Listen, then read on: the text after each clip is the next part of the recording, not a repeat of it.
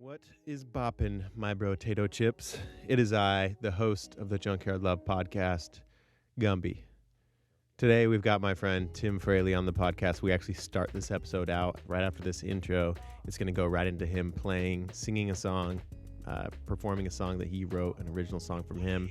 I tried to kind of sharpen it up and make it sound okay, but I didn't do too much. So, I just kind of on the fly gave the poor guy, said, hey, wait, what if you sing a song right before we start? So he didn't have any warm-ups. He didn't have any time to plan or prepare or whatever. So that's kind of like a musician's worst nightmare, but he did great. It was awesome.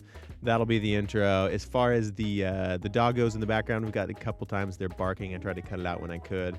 Towards the end, they're there yipping in the background, but it kind of turns into background noise after a few. So I am grateful that you guys are still rolling with the punches, just kind of experiencing the newness of trying to switch over to Zoom and the occasional remote podcast, since I don't have the same studio anymore, I don't have the same space. So just kind of rolling with the punches, rolling with the changes, trying to edit the audio how I can, trying to meet up with people where I can and continue bringing you the episodes and just trying to have these conversations. So I'm glad you guys are listening. If you enjoy, give it a thumbs up, give it a like, get a follow, share, whatever. Interact with it. I appreciate it. Take care of yourselves and enjoy this episode with Tim Fraley. We'll see you next episode.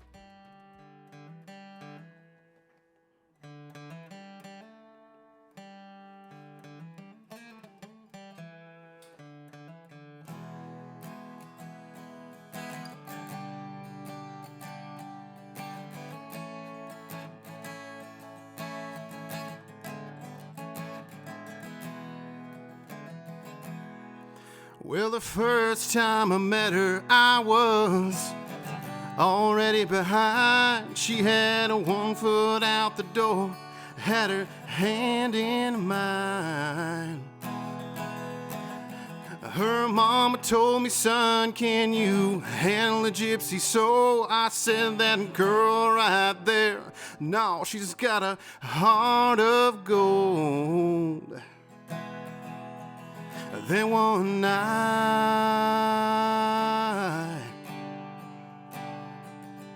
as fast she came into my life, a door slam, a K10, a tail lights. Gypsy soul, where'd you go? I'm still here, yeah. Ain't nothing out there to see that you couldn't see with me.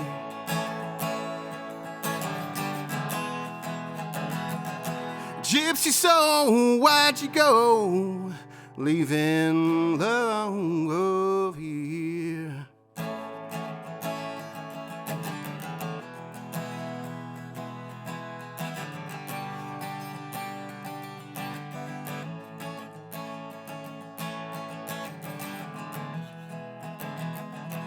Well, your friends try to tell you, yeah, they do the best they can. Ain't easy changing the heart of a man. I do my best to pick up the pieces of what's never there to start. I look in the mirror, give a gypsy my heart. Gypsy soul, where'd you go? I'm still here, yeah. Ain't nothing out there to see that you couldn't see with me.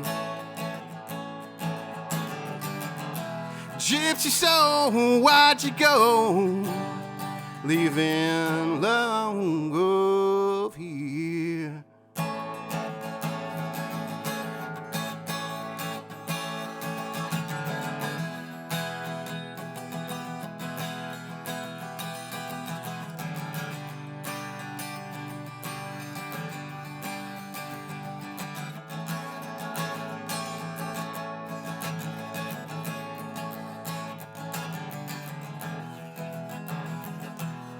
It's been countless bottles, countless nights since I've seen those taillights.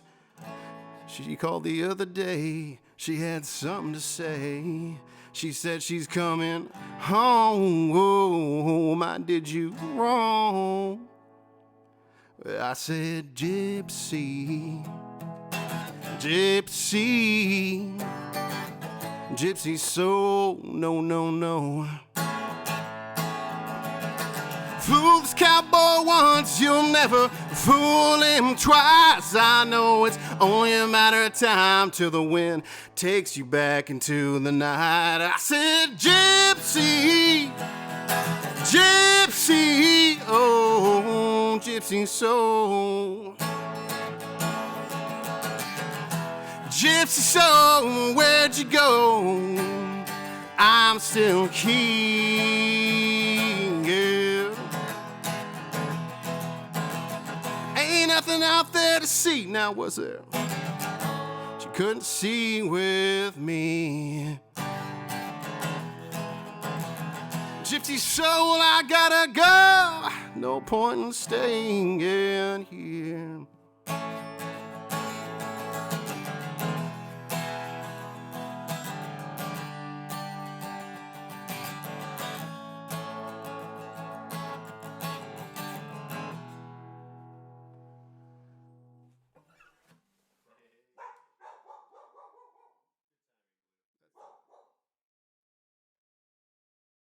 Well, we'll see how he does. Dude, that's a hell of a way to start a podcast.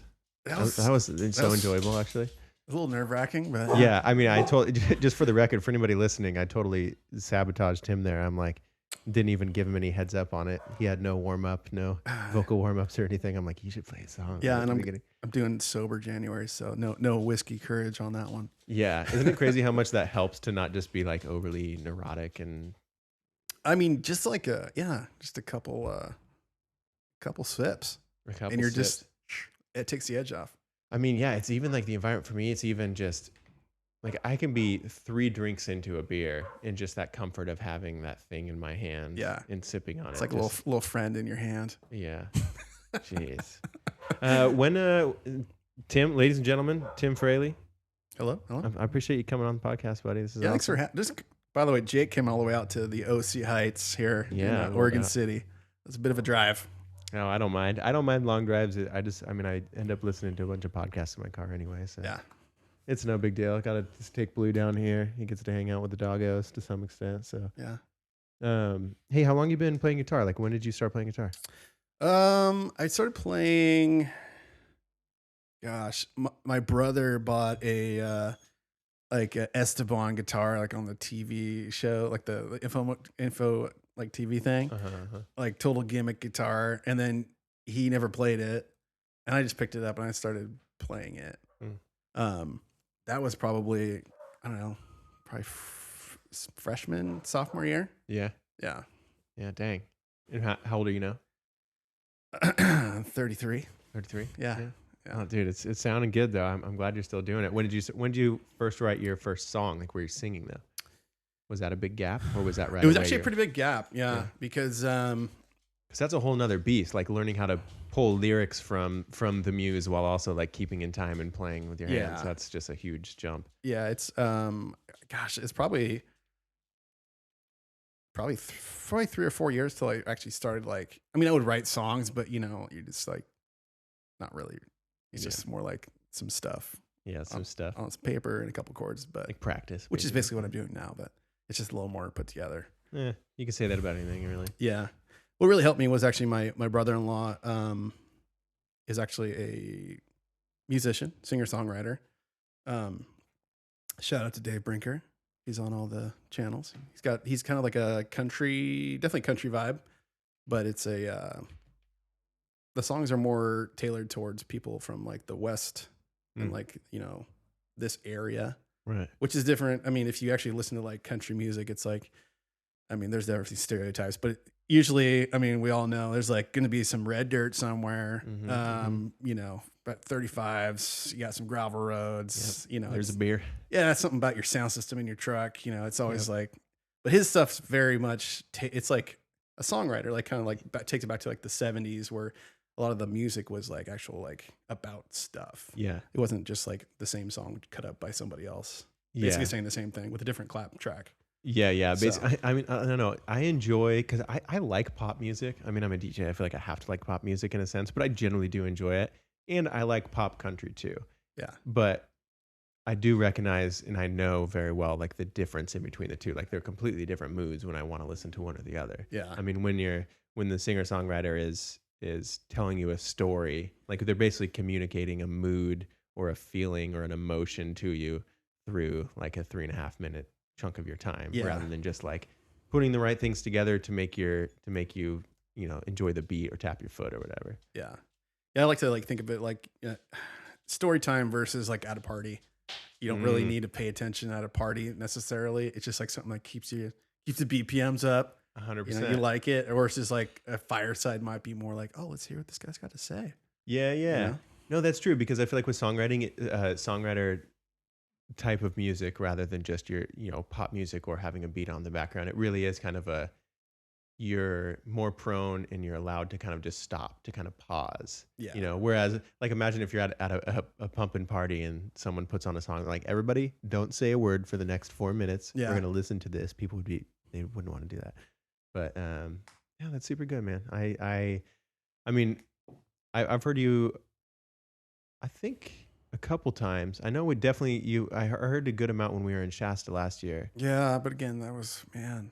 I thought it was great, though. I don't know if it was. I felt like, yeah, that's the thing. We're out drinking on the boat all day. yeah, And it's then like the last thing we're doing before we go to try to find a bed is like, oh, play guitar. I'm like, oh yeah, yeah, drinking all day, and then like Mark and I somehow talked to you. You're just along for the ride. We talked you into like, oh, you should play tonight.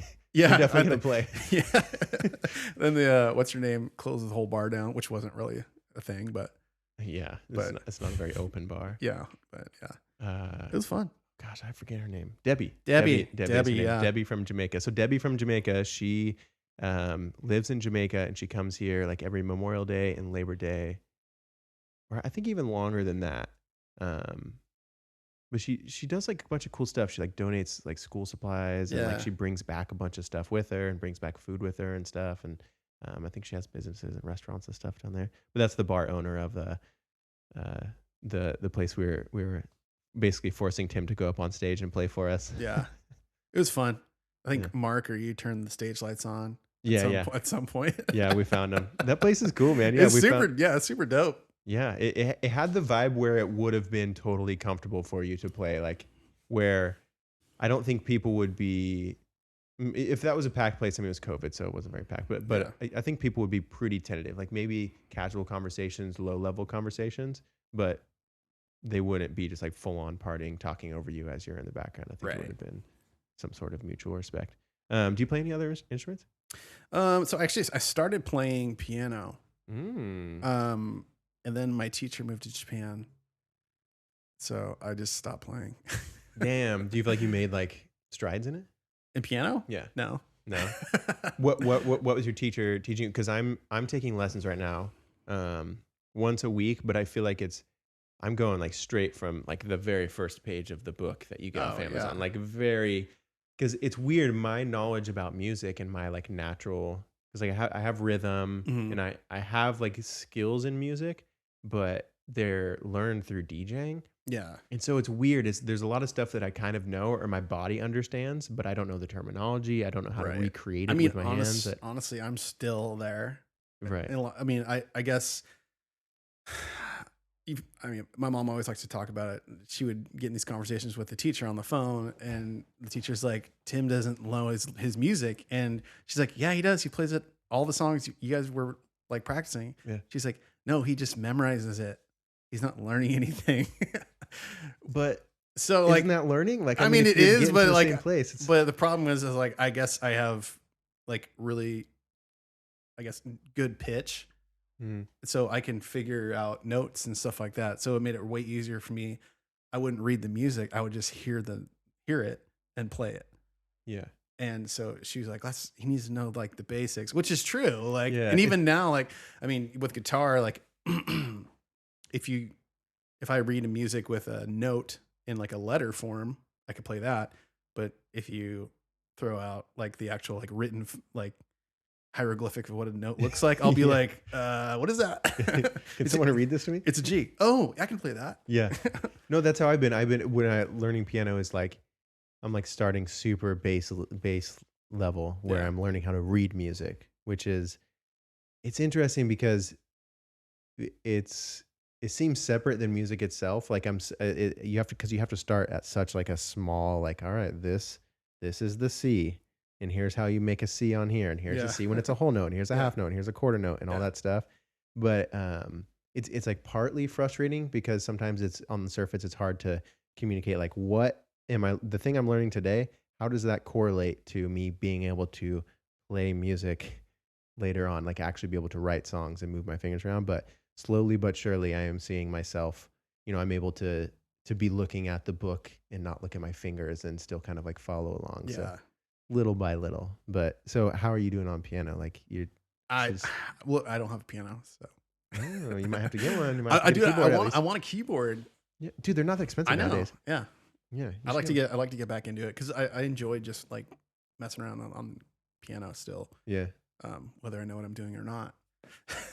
But well, I think even being able to just like sit down and for fun try to figure out like some cover songs or to just write something. I mean you got to know your basic, like Wonderwall, yeah, some Third Eye Blind, throw that in there.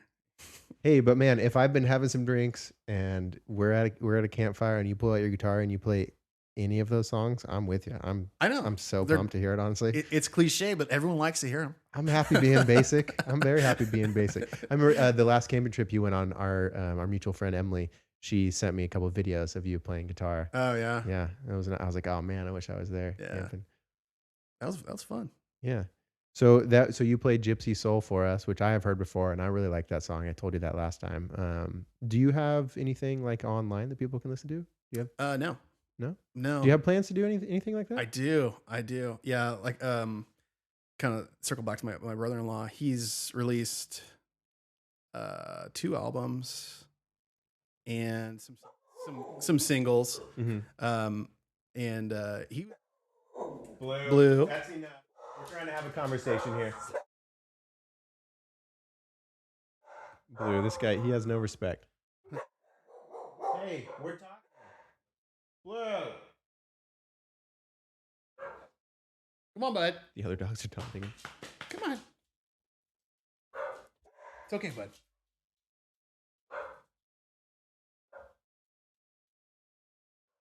All right, I think we're maybe good. Good for now.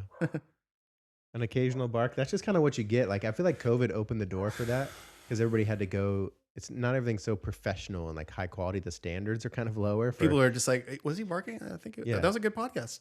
Yeah. There was a bark. Sounded like my house. Yeah, exactly. Real people talking real things. Yeah. So anyway, you're talking about your brother. Yeah, brother-in-law. So he was a marketing guy for a hunting gear company called Sitka. And so he would always go to all the, SHOT Shows and all the hunting expos and stuff like that. So he met a lot of like people that I guess, the country music and hunting kind of go hand in hand. Right. But he met a lot of people that were, I guess, kind of like gatekeepers in a sense. They just had connections and stuff like that. And he made friends with a lot of people, and he's always been a singer-songwriter. So he just kind of cultivated a lot of those relationships, and he ended up striking up a really close friendship with the Swan brothers, which I think Zach Swan, maybe both of them, they were on, I think like second place or something in The Voice or something a few years ago. Yeah. And I don't think I've heard of them, but they're in Nashville. Okay. And he went down there and basically they had a whole band and everything set up. And he's like, it was the craziest thing ever. He's like, I just sat down, played all my songs acoustically, and they just stared at me with their pens and paper. And he's like, What? It was weird. He's like, and then I started playing, and then they all just start writing.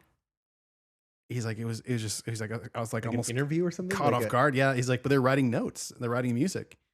And then, so they're They're potential singer-songwriters themselves, like No, they're there. getting ideas? So he's basically, this is like the process is like he wants to record his song, so he has the band just listen to him, and they're all just listening to him play his songs. They catch the key, you know, the chords, you know, or you know, the music, and they write it down for like a bassist or a fiddle or you know the drummer. Wow. And so he's like he played a couple songs. They're like, okay, all right. They go into the studio and they just play his song, like right off the bat. And he's like, I wanted to cry. He's like, I never heard it like my music turn into like a full on like band. He's like, it was insane. Because that's the beauty of musicians, like the fact that you can hear something in, especially talented musicians, like it, you know, okay, here's where my instrument would come in with this guy's acoustic guitar. Yeah, that's crazy. Yeah, so for me, so there's the in there obviously. There's the money aspect of it. It's not cheap, but it can be done actually, especially nowadays where full albums really aren't the thing anymore. It's like you release one song with like a theme on like, you know, whatever Spotify, and then you release another song. And there's singles, kind of singles. Yeah. You know, so I'll probably, I definitely want to write more and get a solid like. I mean, I have a lot of songs that are finished or not finished, but I'd like to get like solid like 8-10 songs and figure out like maybe 5 or 6 to actually go for down there. Do you think you have enough to fill up? Like, okay, these are solid. These could be like an EP or something. Yeah, like I know I have like 3 solid ones. Yeah. But I'm just working on trying to figure out either new material or going back to some old material and maybe see if it's still worthy. Right. Yeah, because I tend to get a lot of like writer's ADD, and I'll be like, this is a good verse, or this is a good lyric, and start writing it, and you're like, it kind of sucks. Well, dude, and sometimes you can get to that level. You're like, oh, this is fire, and you're like in the right mindset, and you write a majority of the song, and then you go back later, like, okay, I'll finish it, or I'll add the last verse, or I'll tweak the chorus, whatever. And you're just like in a different mood almost, and you can't reach that emotion that you were at when you were writing it. Yeah, it's definitely, you want to catch the flow, the wave when the iron's hot per se. Yeah. It's just especially for me, music's like a release, just for, you know, feelings, everything, which is great. But it kind of makes it hard when I rely on it for that instead of just being creative. That makes sense. Where I feel like some of my best stuff has been like, oh, screw that chick, she sucks. I'll write a great song about her though, dude. And then, but it's just like I'm feeling good today. Let's just write a song. I'm like, oh, I don't have really anything to jot down. That's how it is. I have a sticky note that I keep on my keyboard that says "Don't strangle it." Yeah, and that's how it is, man. Because sometimes it's like you're trying hard and you're like, oh, trying to get this lyric, whatever, and you're like, oh yeah, I'm suffocating the dang thing. Yeah, because it needs to be a natural thing, and a lot of times you just gotta just catch it.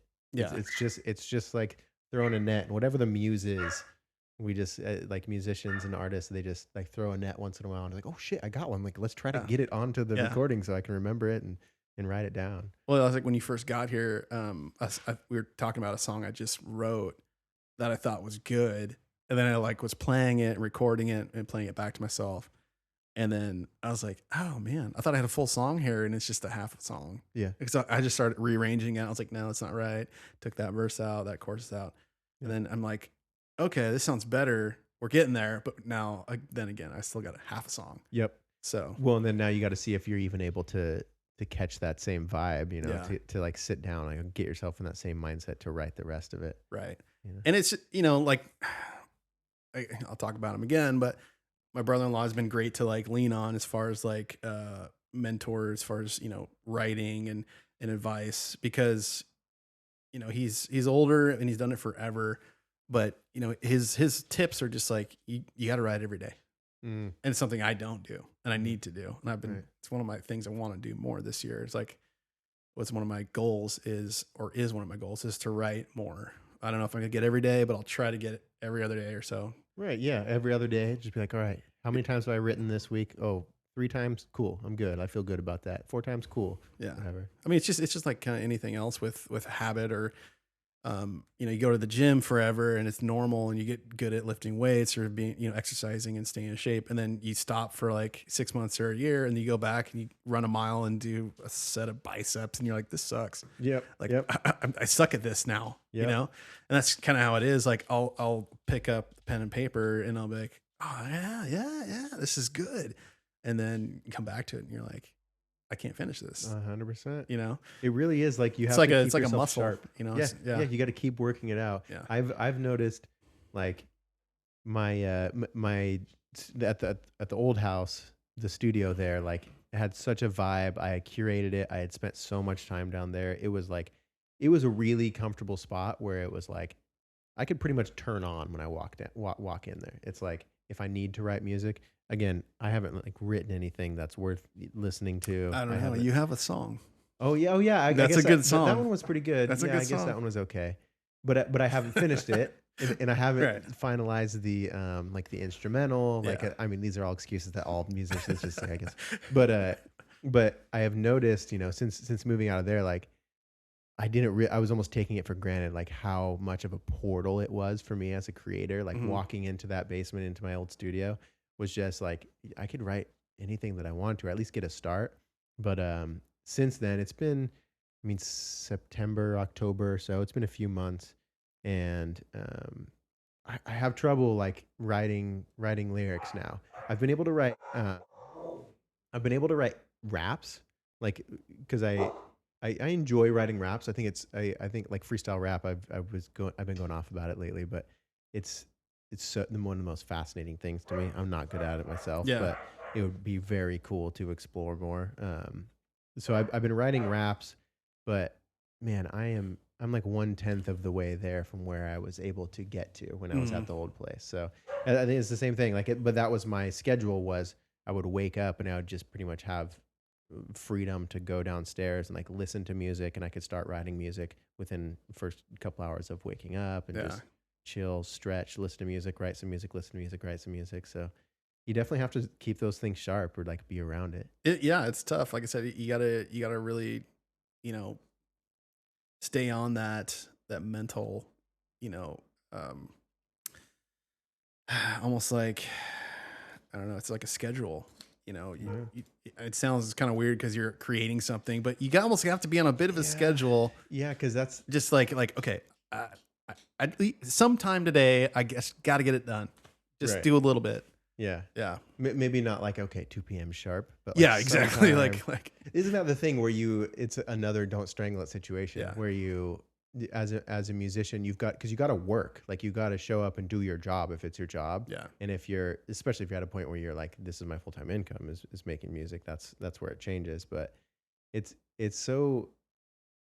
hard because when it comes to creativity, or like even like a painter or someone who's creating content, or musicians of any type, it's hard enough to take yourself serious, and it's hard enough to I don't know, I guess designate the time and really follow through with it. Like, so if you're not at a place where you're making money off music, sometimes when you spend 6 hours a day on a song, like playing acoustic guitar, as much as you enjoyed it, sometimes it's almost like a little course of anxiety where you're like, dude, I just spent 6 hours playing my guitar. Yeah. So I don't know, sometimes there's a balance of just enjoying it, trying to actually make something, to create something in the end, and then also just striking the balance with wanting to be a creator. Yeah.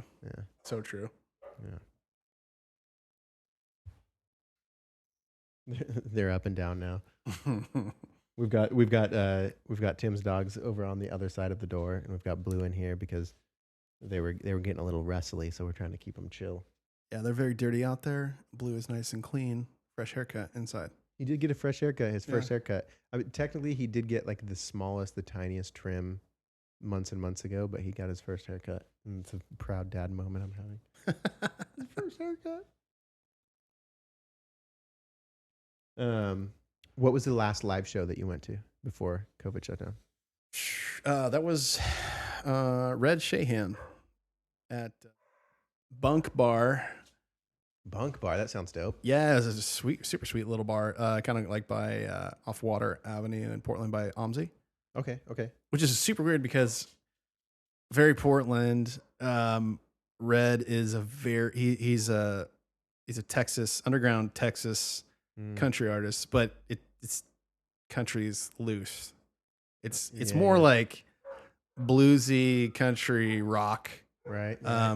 It has like a 70s vibe, which is kind of cool. Okay, I'm into it. So it's almost like hipster country. If there's such a that's why it's thing. in Portland. Yeah, exactly right. Yeah. So you'd think you're like country in Portland, you're like, whatever. Yeah, but it was cool seeing all the different types of people there. Was really awesome. Like you got people that show up in the Romeos, and then people that are like got a leather jacket on and like pointy boots, and they're just obviously very hipster. But it's like everyone's just vibing. That's the thing about music is it brings different types of people together. Like I mean, I love music festivals. Blue. Pause off the counter, young man. No manners, this guy. I'm a big fan of music festivals, and like just being able to go. I love being able to see that exactly, like the different types of people where you almost don't. Like you'd probably really never have a reason to talk to the person next to you. Yeah. But when you're vibing to the same music, you're in the same zone, you're singing it, you could take a glance to your left and right, make eye contact with them, and it'd be a smile all around to people you'd never even. And that was the total vibe there. Everyone's just like, yeah, this is awesome. Yeah. It was weird because like he's so unknown in general, like out here. Mm-hmm. Like I remember, I followed him on like Instagram before I actually saw him, but I saw him pop up on one of my apps I had for like shows in town, and I was like, no way. It's like $15. What? And I remember going to the bar and I was ordering a beer, and he was at the other end of the bar, which is kind of long. It was a long bar. I was talking to the barkeeper, and I was like, hey, can you ask Red if he wants a beer? And he's like, who's Red? I was like, the guy who's playing tonight. Yeah. And then he's like, oh, and he like goes over and asks him, and then Red like looks over and he's like, gives me the the hang loose, and I was like, yeah. And I got him a beer. I ended up catching him at the end and talked to him for a little bit, but wow, that's awesome. Super cool guy. But yeah, it was kind of funny. Even the bartender didn't even know who the guy was. Yeah, super low key. Yeah. Oh, that's cool. That seems like a good last show before the. It really, I mean, it really. We didn't plan on it, but yeah, but yeah, it ended up being kind of like a really cool. Yeah. Yeah. I was planning on seeing a couple other people, but obviously COVID hit. Mm-hmm. So. Yeah, took our damn feet out right from underneath us. I know. I can't wait. I was talking with I had a podcast yesterday. We were talking about basically when it does come back. Whatever that looks like whatever live events look like, or if they're small first, or it's just like little bars are able to do their thing. He was saying, he's like, it's definitely gonna be like the Roaring 20s for sure. Oh yeah. People are just gonna go in. But I mean, and then at the same way though, I mean, I imagine working musicians have been just busting ass and like challenging themselves and really probably questioning like, what do I want to write about? What do I want to. So I imagine the new albums that we'll see that people like wrote while quarantine was going on, like once we actually finally start to hear those albums and those lyrics, that's gonna be some good shit. I feel like. Yeah. I think. Well, who's it? Morgan. Wallen. Is it Wallen or Wall? I think it's Wallen. Wallen. Yeah. He just like screw it, and he just dropped like 30 tracks on his new album. Oh, did he? Yeah, he's just like, we're just gonna do it. What? Hell yeah. Yeah.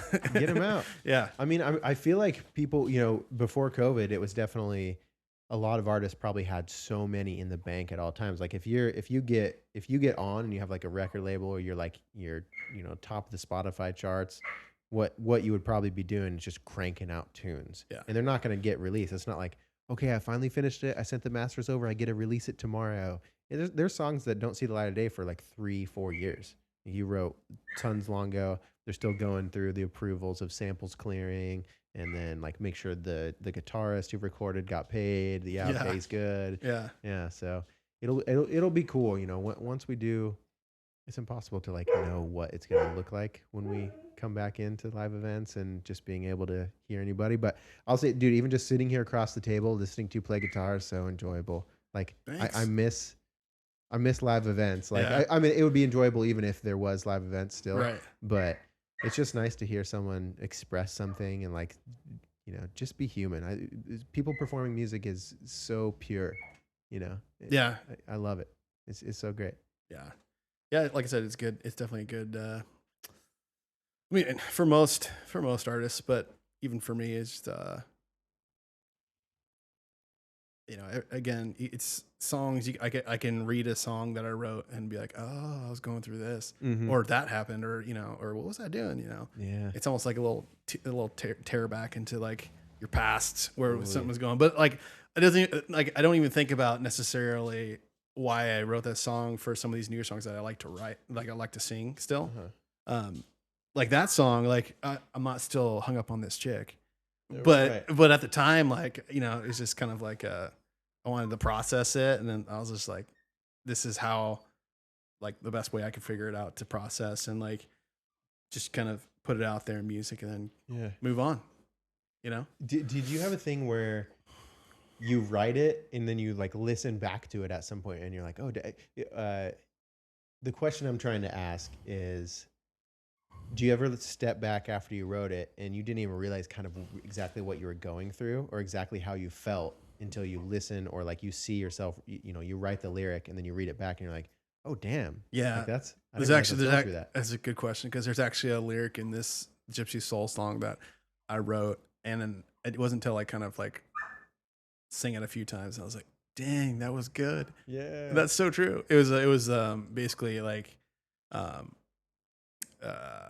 where I'm the guy in the song, but or whoever, but it's me. But basically, looking into the mirror is basically looking at yourself and knowing that you knew what this chick was. She was a runner. She's not going to stay around. You knew the whole time.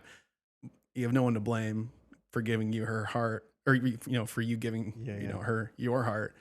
So it's like, you know, but after I wrote it, I was like, dang, that was good. That was a good line. That was a good line. I love that it can be so profound with lyrics. I was listening to Mike Stud, who's a rapper. He has a podcast, and he had Huey Mack, who is another rapper, on, and they were talking, and Huey was saying his writing style, he'll like listen on loop to a beat, and he'll write one lyric at a time, and then he'll like go into the booth or sit in front of the mic and record that one or that one like rhyme, like 8 bars or 16 bars at a time, instead of just like writing the whole thing, seeing what it goes. So he was saying a lot of times he'll just go line for line, and then he'll, okay, I got enough, or I finished the song, and then he'll listen back to the whole thing and he'll be like, oh damn, I didn't realize I was going through that. I didn't realize that's what I wanted to say. Yeah. So it's another view of Don't Strangle It is, you know, kind of get out of your own way.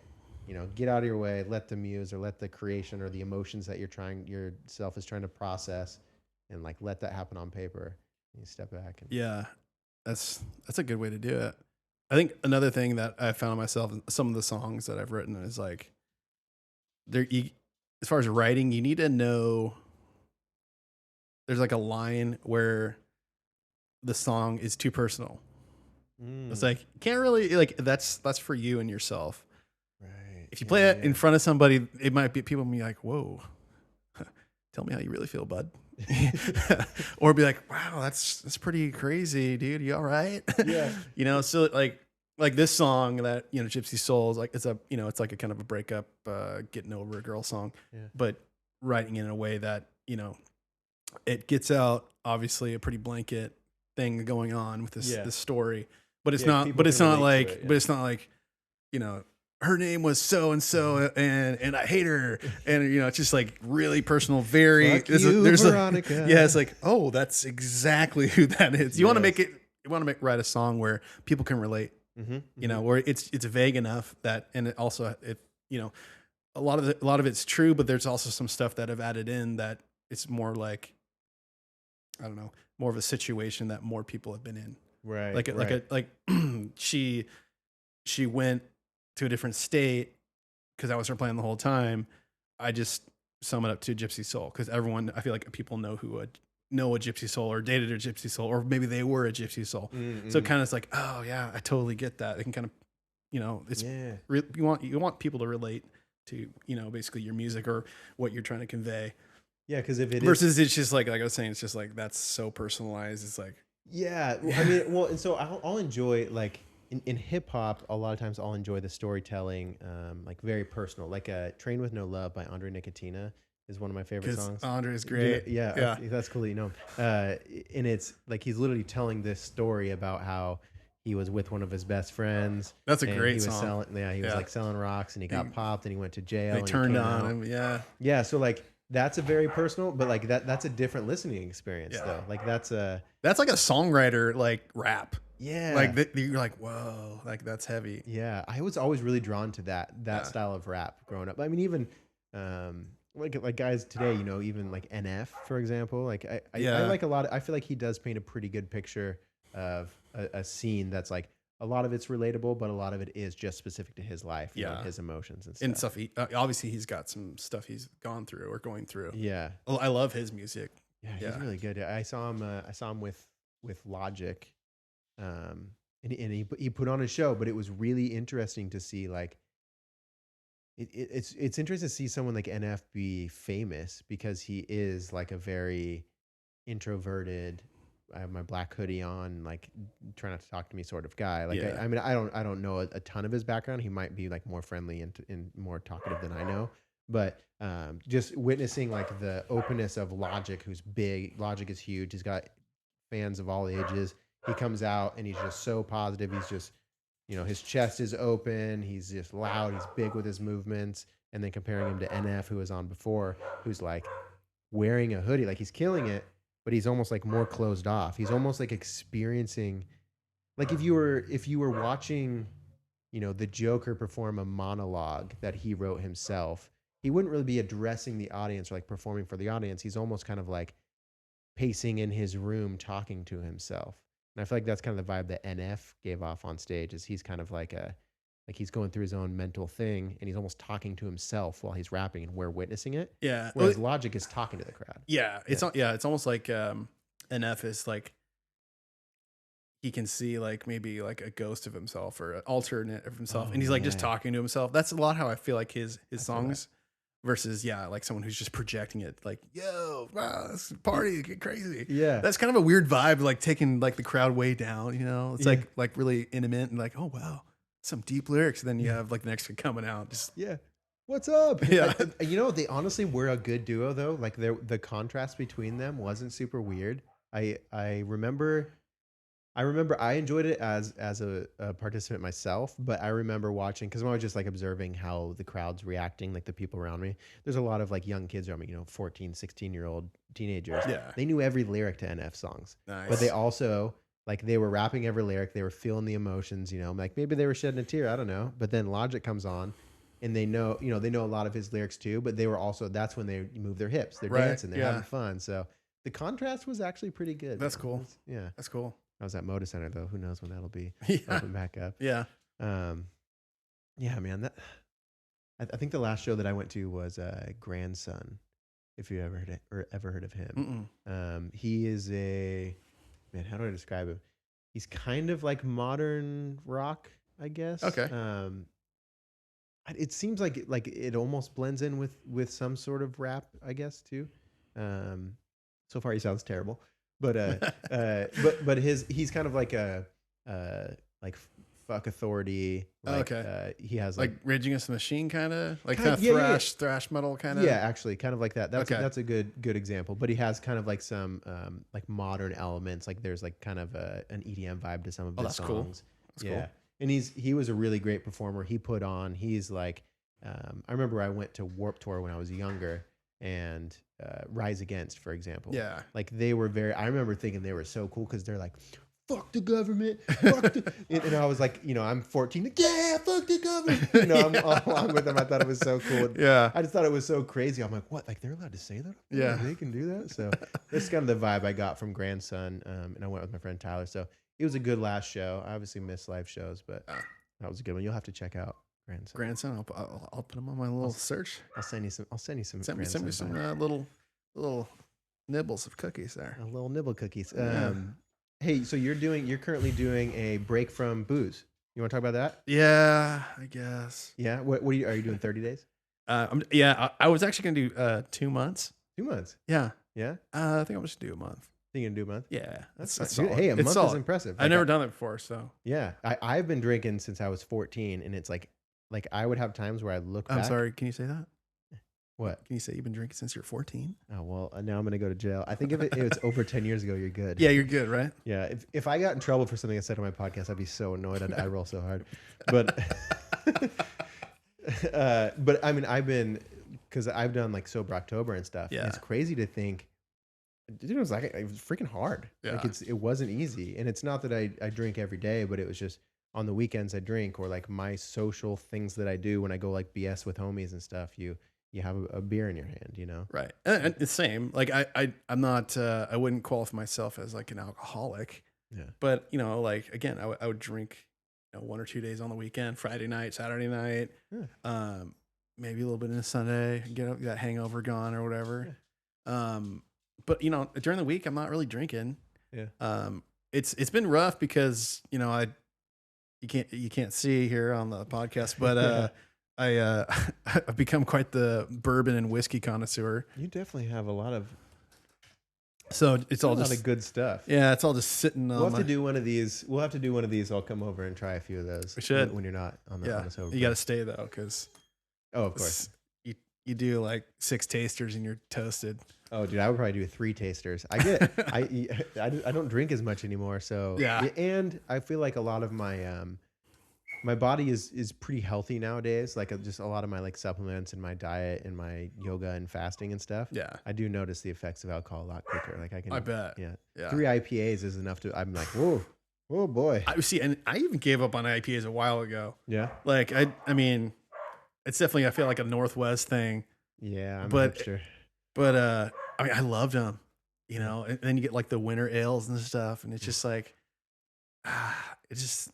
they started like screwing me up, Yeah. Just like each bottle's like it's a meal Uh-huh. basically. Yeah, Just so heavy. it adds up quick too. Yeah, so you got to stick to those lattes, Coors lattes. The Coors lattes. Yeah. So you've been. How do you feel? What's today? We're 22nd, 23rd. Oh, so you're like pretty. You're on the downhill slide of it. You doing it all January? Yeah, well, it was like I started a little late. Like it was like on the 4th. I think I started or something weird. But yeah, so I'll go into February a little bit. But yeah, I remember our mutual friend Mark. We were texting about it, and he's not doing sober, but he's like just doing it on the weekends. Mm. But he was like, yeah, it's we should probably we're like in agreement. We should just try something. Yeah. And he said the comment that was funny. He's like, yeah, just to make sure we can, and there's not a problem. And I was like, oh well, you put it that way, Dude. I mean, that's the thing. I mean, it's funny because it's this conversation where because we have just weird words like alcoholic, Yeah. like and because there is people with legitimate like problems and For we sure. consider like those we're like, oh, an alcoholic is someone who's just like blacked out drunk on the side of the road every night, and it's not even about like labeling it or about. I think you just have to look at different people's lives have just been a certain way. Like me, when I was younger, before I ever drank, my parents drank every weekend. Like we had parties all the time where there's just a bunch of adults drinking, and it's not necessarily a bad or a good thing. It's just kind of how my life went. Yeah, it's just part of your life. Yeah. Yeah. And it's, I mean, dude, and we honestly, a lot of the stuff that we do, like stuff that like me, you and Mark have done, like stuff that it's very enjoyable without drinking, but it is really enjoyable to throw a beer into the mix. Yeah. Through shots into the mix, and just get a little more loose. Ciroc o'clock. Ciroc o'clock. Whew. Yeah. We definitely turn up when we go to Shasta, man. Yeah, that's Yeah. I prep for that one, dude. I gotta like, if I I got a coffee rough enemas, I would do one. I got a before rough Shasta. rundown of it before, like, with Mark, and he's like, it's going to get pretty crazy. And I was like, all right. And then, like we go to the liquor barn or liquor expo, whatever that place was. And then rolling out just way too much alcohol. Yeah. But I mean, it's good deals. You go down just over the border. For any listeners who are going to Washington, you go just over the border in California, and I think it's called the Liquor Expo. yeah, right? I think it is. It's a gas station as well. So Hey, they have gas, so you can get gassed up in both ways. yeah. And dude, we always buy a ton of booze there. Yeah. We used to anyway. So Yeah. So, but honestly, yeah, I'm feeling pretty good. Yeah. I'm still waiting on the whole like exercise thing. I need to incorporate that into this somehow. do you do any sort of exercising now, or? Well, I mean, I'm up on my feet all day at work, Yeah. mechanic, but it's not, it's not the same.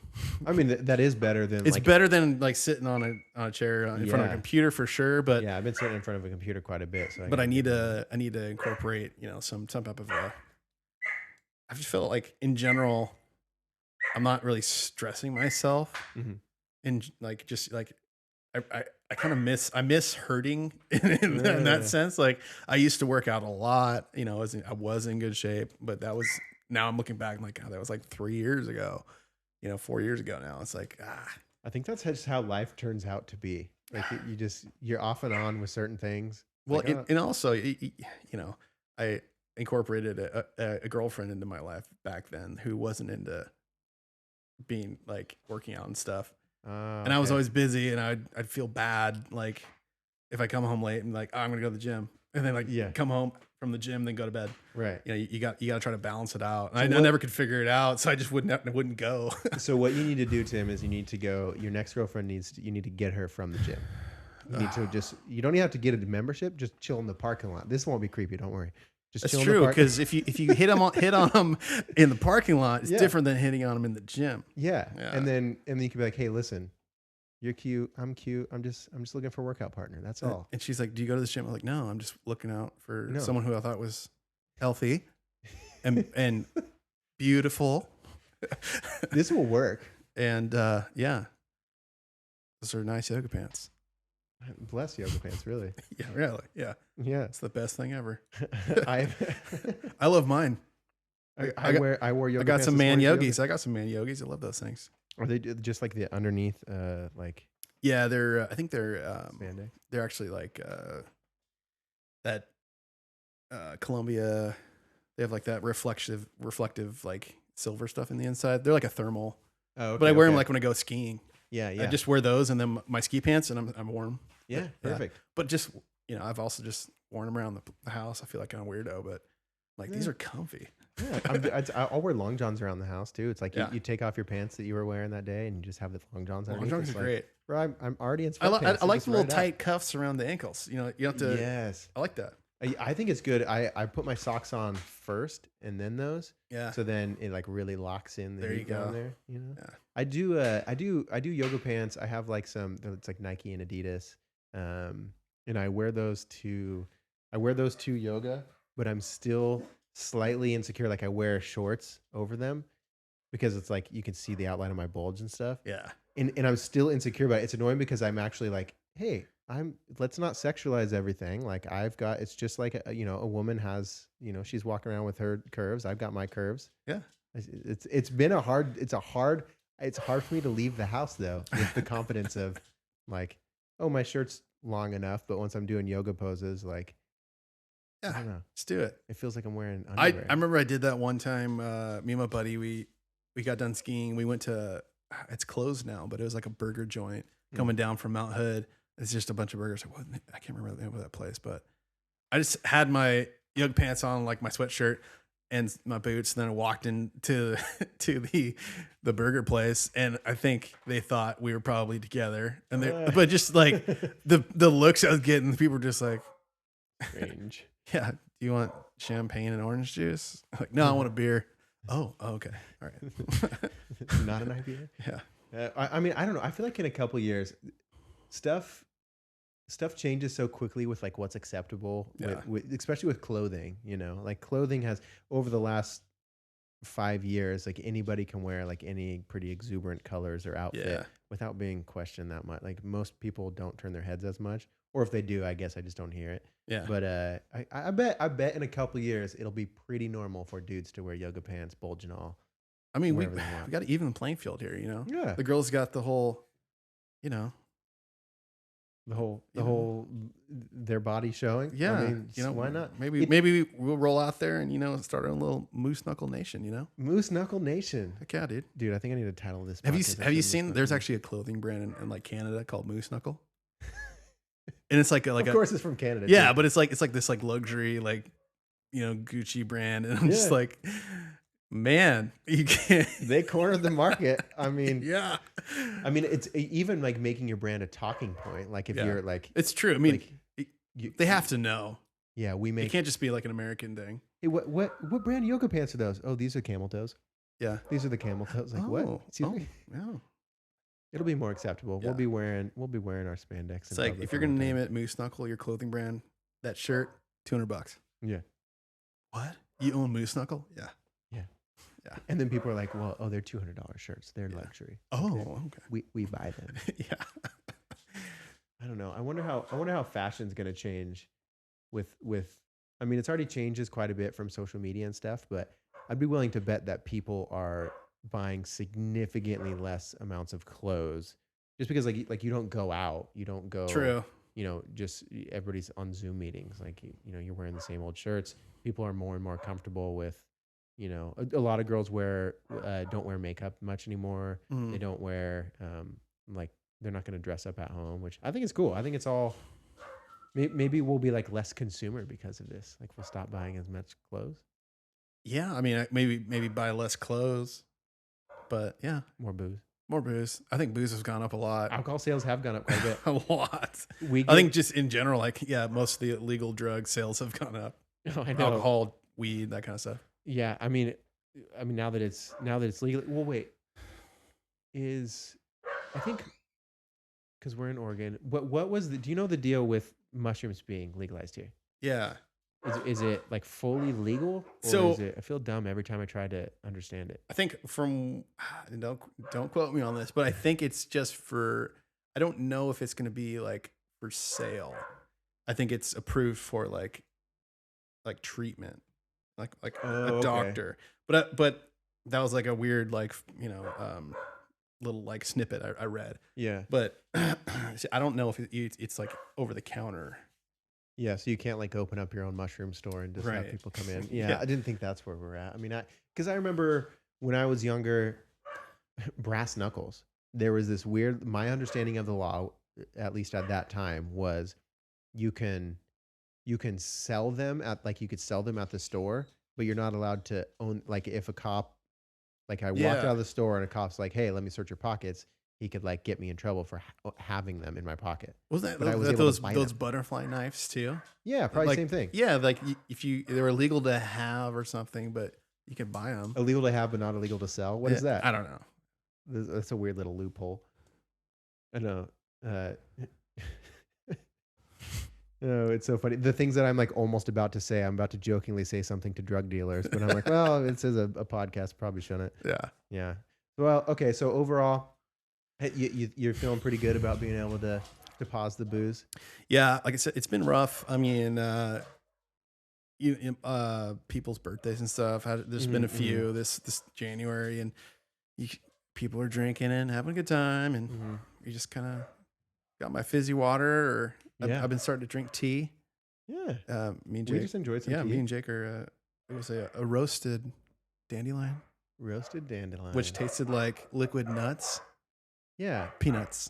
Like it tasted like nuts, Yeah. which isn't that bad, you know. No, it's not bad. Yeah, it was pretty good. Yeah. It's funny how, because when I've been on alcohol breaks, I'll go to parties too, and for one, you don't have as much stamina. Like you can't be there as long. Yeah, it's like 'Cause- 10:30. You're like, Yeah. all right, bounce. Yeah, I mean, because like you love the people that you're seeing. It's great to talk to them, but after a while, when they get progressively more drunk and you're sober, it's just harder to continue the conversation sometimes or be on their level. Right. But I would notice that I would still want that thing in my hand, I Yeah. want that cold brew. So I would go get like a kombucha or one time I was like super searching for Jones soda.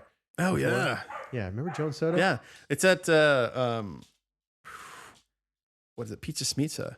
They have that? Yeah, No? they have they have a bunch of them in their little like by their cash register. There's like a little refrigerator full of them. See, I don't really even fuck with soda. I don't really drink soda, but that is something that if I saw it, I'd be like, get rid of this. Yeah. And the labeling is always like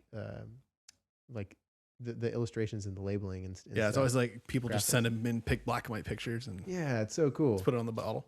Yeah, I remember, I've talked with people about this before, but they were one of the first companies to do that. Like the labels used to be pretty like they're exact, like we're red, we're this color, and we have our logo, whatever. They weren't all busy. But now if you go, you go to the grocery store now and everything's so busy, all the cans, all the bags of chips they have all this crazy, like they hire artists to do that stuff. But I feel like Jones Soda was one of the first to do something different like that. Yeah, I think so. Really set them apart. Yeah. All the crazy colors, just Yeah. a clear bottle with like nuclear green, or like this Yeah. crazy like pink color, it's kind of cool. I felt cooler drinking them. Yeah. I felt cooler. I was like, this is what punk rock kids do. Yeah. This is what punk rock dudes. They drink Jones soda. You see my bottle? An artist drew on it. Yeah. As you're chewing on some Laffy Taffy. Yeah, right. Yeah, it's taking a break from booze though. Is I think it's good, man. Every time that I've done it, it's helped me because a lot of the stuff we do is habit, anyway. Yeah. Like a lot, you don't really think it very thoroughly. It's just kind of like you'd grab a beer, you throw a beer in with dinner, or you whatever. And when you break, I feel like what happens is you kind of get rid of the sugars in your stomach and the things that in your stomach that are like grown to make you Like crave it. Crave it. Yeah, yeah. Like the reason for your cravings a lot Mhm. of the times. And you can kind of get rid of some of those sugars and it almost resets you. Like is for me it's enjoyable. Like that first beer back is really enjoyable. Yeah. But it's not like you have one beer back and all of a sudden you're like craving a bunch of beers. And Yeah. stuff. So I think it's just Like I said, you don't want to have a problem. yeah, right. Hey, I mean, the amount of I work at a package sorting facility, and the amount of because wine, for example, has to be signed for. Like you can't just leave it on the porch, you know. And that's a lot of our phone calls are like trying to time up. There's a lot more people who are ordering a lot more cases of wine than ever before. That's crazy. Yeah. I don't know. I bought in a couple bottles of alcohol. Yeah. From like different states, and it'll show up on my doorstep. And I think you're supposed to sign for it. And it doesn't. You don't have time for it? I haven't. I'm pretty sure you're supposed to. I think you're for supposed to. Yeah, but maybe the people are just like, whatever. Drop this package. The training I read says you're supposed to sign for it. Yeah, I know. I was just like, oh, sweet, okay. Because I missed like the being here to pick it up. It was just there anyways when I got home from work. I was like, oh, nice. That's nice. Good thing my neighbors didn't come grab it. Yeah. What was your first sip of alcohol? Do you remember? First sip of alcohol is probably a Bridgeport or a Henry Weinhardt's. Henry, are those both beers? Yeah. Bridgeport. Oh yeah, okay, Bridgeport. Yeah, my uncle, he worked for Bridgeport. He was a brewmaster there. Oh, and cool. so he and my uncles would always have craft brews, underground back in the day when it was like, Yeah, that was back in the day. That was like definitely yeah. not a lot of but they were. I people remember just like the smell of their breath and stuff, and you're like, "Whoa, what are you drinking?" And Yeah. go get me a beer. And Did you like it when you first had it? Like, did you? Not really, Yeah. but I was just like, it's not water, Yeah. Yeah. I mean, I feel like when you're, because your first sip of alcohol, you're around adults, and you have obviously. I mean, I remember I want to look cool. Yeah. So it's like I would make sure I'm not making a face or anything like that. But I think my I was somewhere around 14, and I think it was Black Velvet whiskey was my first alcohol. Yeah, and it was rough, man. Like no Coke. No, I think we just had it out of the bottle. Like I don't know exactly. Yeah, I think it was like me and my sister and a bunch of homies. But like we would do the weirdest stuff. Like we wouldn't stay at a house. We would because we were skateboarders, and so we would. Like go to a park and drink it under. Yeah, literally go to parks. We're walking around. We're skateboarding around at night. Yeah. Like just walking from place to place, like handing each other the bottle. That's like a part of me that I'm looking back on. I thought was like really fun. Is like when you're underage drinking, you just get whatever you can get. Yeah. And it's just like then you're like hanging out. You call your buddies up and you're like, hey, I have like 3 shots of 151. It looks really old, but we should probably get turned tonight. I'll be right over. Yeah, like dude, coming over. My mom's dropping me off at 6. Don't tell your mom. Am I on speakerphone? Yeah, Mom, get off the line. I'm trying to get drunk with my friends. Yeah, it's interesting. I don't know. It's interesting to kind of think about alcohol in our culture. It's just it's such a normal thing for so many people. It brings us a lot of like if I didn't drink myself, or if drinking wasn't near this, like thinking about my job DJing wouldn't really exist. Like you're playing to people who obviously want to go, have fun and go out, but like everybody is there to drink kind of. It's like the DJ and the dance, like maybe you go out to dance, but drinking is hand in hand with it. It's accompanied with it. Yeah, it's paired. Perfect pairing. Yeah. I think it's good to take a break though once in a while if you can. Yeah. I think if you think you need it. I mean, if you don't think you need it, you're doing well. Like fucking live your life. But if you think you need it, why not? Yeah, and I think it's a good like a reflective part to just kind of be like, okay, maybe ease back into it and be like, well, I don't need to drink that much. Yeah. Even though I felt like I wasn't drinking that much, but like maybe I won't drink on Friday night after work. Maybe it'll just be like Saturday or something. Right. Or it won't be like in excess. Yeah. Like, all right, I'll have 3 glasses of whiskey. Maybe I'll just go to bed. Yeah. Because the part for me is like that I almost get like anxiety being hungover Because it's Oh, like dude. you're waking up late. And it's like I just wasted my day. I'm such an idiot. Yeah. I'm lazy. I can't believe I did this. Yeah. There's stuff I need to do. Yeah, you have to basically give your whole day to the hangover. Yeah. In a sense. And let's be honest, they don't get any easier as you get older. No, they don't, dude. I felt like it was a full week after Shasta. Like Oh, it was yeah. just a haze. It was just like this weird haze. I couldn't break through it till like Yeah. the next week, and I was like, "Oh, this is what normal feels like."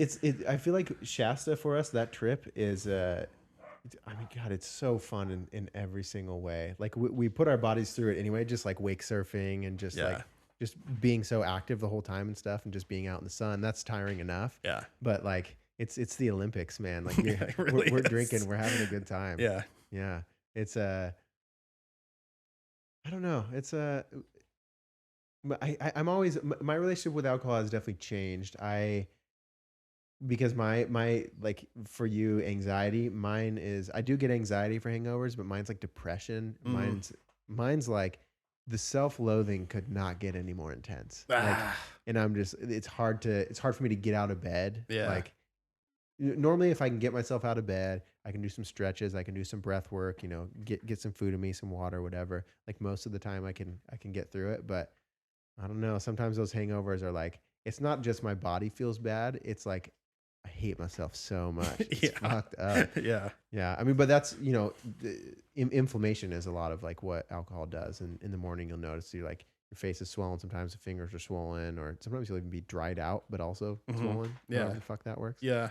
I don't know, but yeah, I definitely have felt that. Yeah. Well, it's good though. I mean, it's good to like bring it to the forefront, and it's funny how it's a strange conversation, right? It's like just talking about drinking just feels so, I don't know, it feels so uncomfortable because it's almost like this thing we all participate in, but I don't know. Isn't it kind of weird that you can't buy as much alcohol as you want, but you can't buy as much weed as you want? Yeah, no, there's caps on it. Why? Like you can well think about even. I mean, I'm not a huge weed guy, but it just seems like a little unfair. Well, I mean, even the laws that we have on you can kill yourself on alcohol, but you can't kill yourself on weed. Yeah, no, you can just smoke yourself dumb, or even psychedelics. Like you can't explore your consciousness because it's illegal to use psychedelics. But like you could literally buy a lethal amount of alcohol at any time. I mean, before 2 a.m. Pretty much anywhere. Yeah, and you could walk to the gas station and be like, all right, well, tonight's the night that I drink 3 bottles of whiskey and die. Yeah, yeah.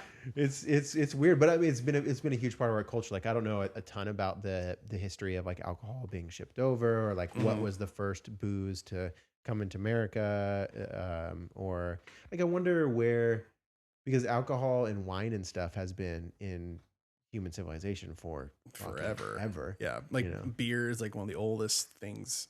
Yeah, ever. Like the Egyptians drank it. Yeah, like normally. It's pretty crazy. Yeah, I wonder. I bet you a lot of the stuff that we read about old times, like where they would drink wine or they're drinking, beer or whatever they would use in their languages back then, like for mood altering substances or alcohol or whatever. I bet you a lot of it probably did have like ayahuasca or shrooms, or they probably had a lot of intense drugs that they like on the weekends. They're like, we're going on a fucking journey to another realm. We're not just gonna get drunk. We're gonna go on a walkabout. We're going on a spiritual quest tonight, boys. Come back in a week. Yeah, we're gonna skip football this Sunday. Yeah, We've got to go to the mountains of the gods. Yeah, leave my clothes here. Yeah. Hey, so what? Let's see. What today's the 23rd, 22nd, or 23rd. The beginning of the month was we stormed the fucking Capitol. Yeah, America did. Yeah, dude. What do you think? Like, I'm a dummy. Like, I don't know that much what's going on. I'm not really politically. Let's just say you're better off, probably. Yeah, for real. I think most people are. But just in the like, we see a certain amount of it on social media. Like, what do you think? What's your opinion? Like, what the fuck is going on in America? Like, if you had to, like, if someone who lived out of our country and they don't really watch social media, and they're like, but they've just kind of heard that it's just madness, what would you say to them? Like, what's the elevator pitch for what the hell's going on in America right now? I would just say it's probably TBD, to be determined. That's true. It's the Wild West. We don't know what stage we're in, though. Yeah, I don't know, man. It's crazy. yeah, everything leading up to the election, then the election happening, and I don't know. You Yeah. know, there's so many different things going on. Do you think it's gonna chill out now? It seems like it already kind of is. It does feel kind of like it. It's kind of been kind of weird. Yeah. Like I know just after Biden got in, like they're already talking about like opening things back up now that he's in. Yeah. And like CNN, I'm not like saying like COVID's not real or anything, but like CNN took away like the tracker of all the deaths and stuff. Oh, we did? Yeah. And it's like that's kind of weird. Like I'm not saying like it's conspiracy, but it's like obviously, you know, the Trump or that party is like what they were, you know, they were very seemed like they're kind of anti everything as far as like the COVID and everything. And then media, most of the liberal media is like pushing it like it's a massive thing and it's, you know, they're controlling that side of it. And then once their guy gets in, let's be honest, he's their guy. Yeah. It just kind of goes away a little bit. I mean, it's still here, but like it seems like there's a bit of a lull right now. God, I don't even fucking know. Like, I don't even know what my feelings on any of it are. It's like I mean, I don't think it's fake for sure. Obviously, like I know people who have had it. I know people who have died from it. Yeah, like, for sure. I don't know people who have died, but I know people have died. Yeah. But there is actually, I mean, there's got to be some point where, like, what if we had just for the flu, like in the bottom right corner of like all of our news networks, it's like showing you a ticker of how many people are dying. Well, if you look into that stat, you would go crazy because it's if the numbers are pretty similar to the flu. Yeah, see, but we're not shutting down the country and stuff like that for the flu.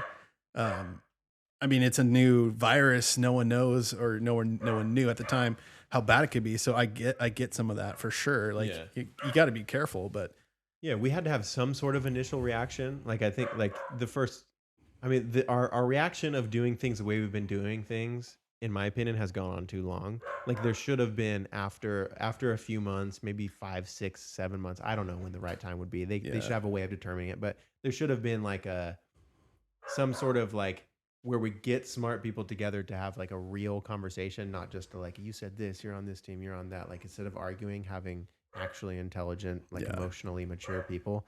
Well, it doesn't help when like the CDC or the, you know, whoever says one thing and then they roll out all this stuff and they're like, just kidding. It's actually this, we think. Yeah. And I get, again, it's like, it's evolving as it's coming, but it's like at the same time, like some of these things that they've done have been so drastic and so, I guess, detrimental to, you know, society or, you know, communities. It's like, that's kind of crazy to go to 10 when everything is kind of pointing towards maybe a 5. Yeah. Like, exactly. Well, that's what I'm saying. I feel like we should have reassessed at the beginning. What we, you know, we probably should have gone to a 10 at the beginning. Like at the beginning, I think we probably should have had the way it was presented, and then like the being lied to because they lied to the public because they want to make sure that like the nurses and get all the masks and stuff. Yeah. But it's like, I think they should have came out, some smart person, some person who knows what's going on, some person who's honest, like fucking hired Dwayne The Rock Johnson to walk out on a podium and basically say, listen guys, here's what we do for sure know. There's a virus and we don't know the death rate. We don't know how bad it is. We don't know where it's from. We don't know for sure a lot of these things, but right now we've got to, you know, assume the worst. We're going to lock down so we can, at the beginning, the flatten the curve thing seemed to kind of make sense. It's like, cool. Yeah. Like I mean, I was dating a nurse at the time. Like I don't want her to be overwhelmed and having to work 22-hour shifts every day of the week out in some tent out in the parking lot of her hospital. Right. You know, but we should, like, we lost our fucking mind somewhere in between because we should have been able to reassess and been like,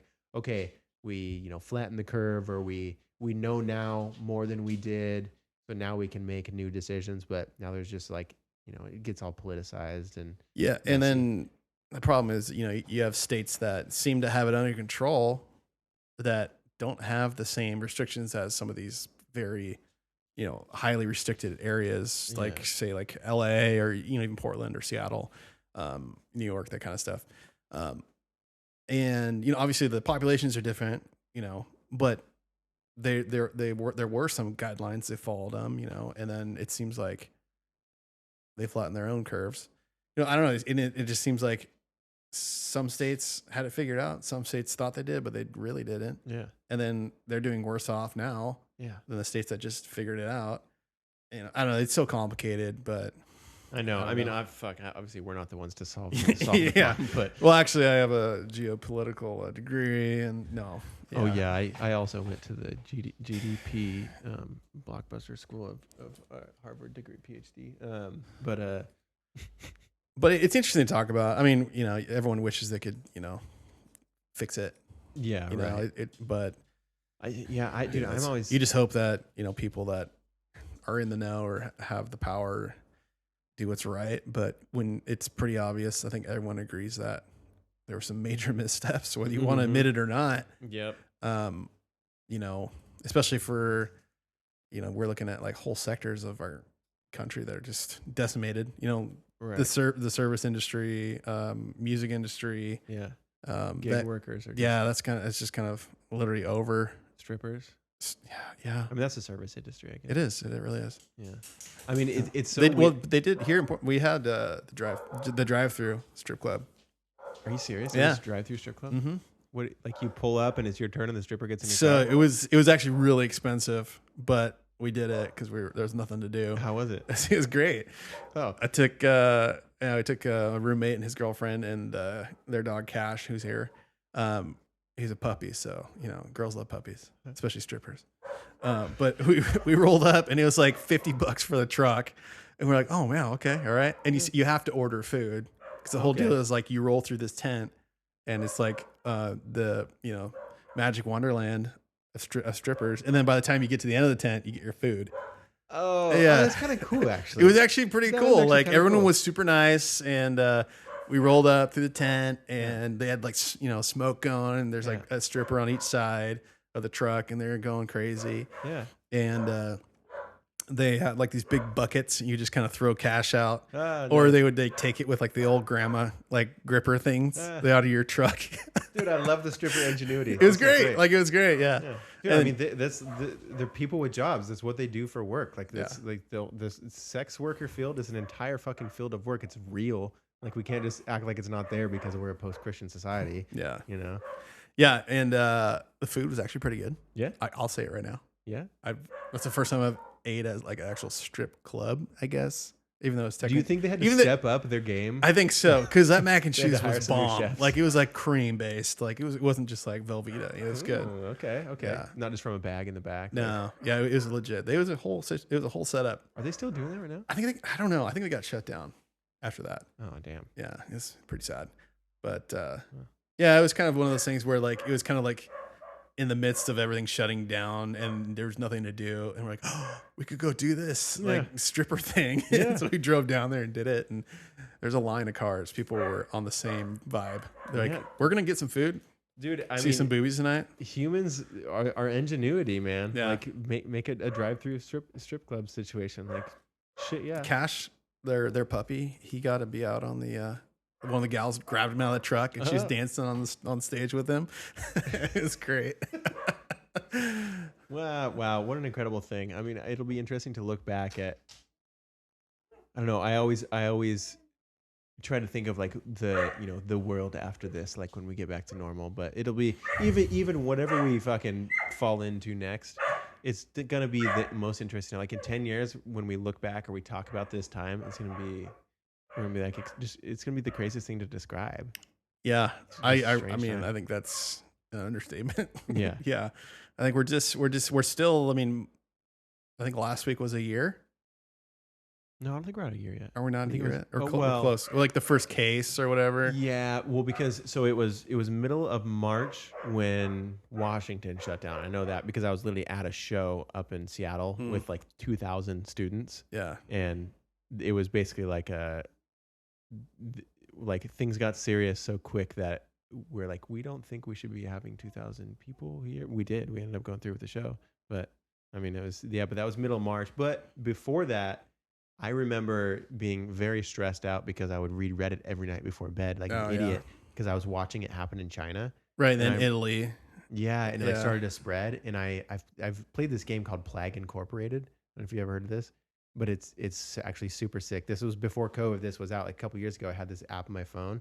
And basically what you do is you create your own like fungus or plague or virus or like you kind of choose what style of like a biological deterrent, or I don't know exactly the word, but a virus or a fungus or whatever, and you spread it to the world. But you get to choose basically. That's terrible. Like it gives you a world map, and so like if you want to win, if you want, because and then you're like, it's this thing where if you don't put the proper amount of like strength and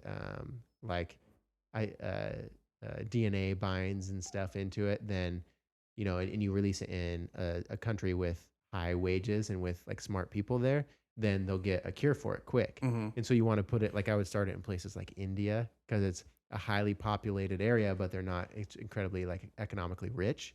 And so it would spread faster. They wouldn't be able to contain it as easily. And then on the app, you would have your little airplanes flying over to other countries, and it would take your plague with them. Wow. But so this was a game. This is insane. It's crazy how morbid it sounds. It's like they were someone. Let's just hypothetically say it was engineered, and it's like someone's like, dude, we have all the data we need from this game.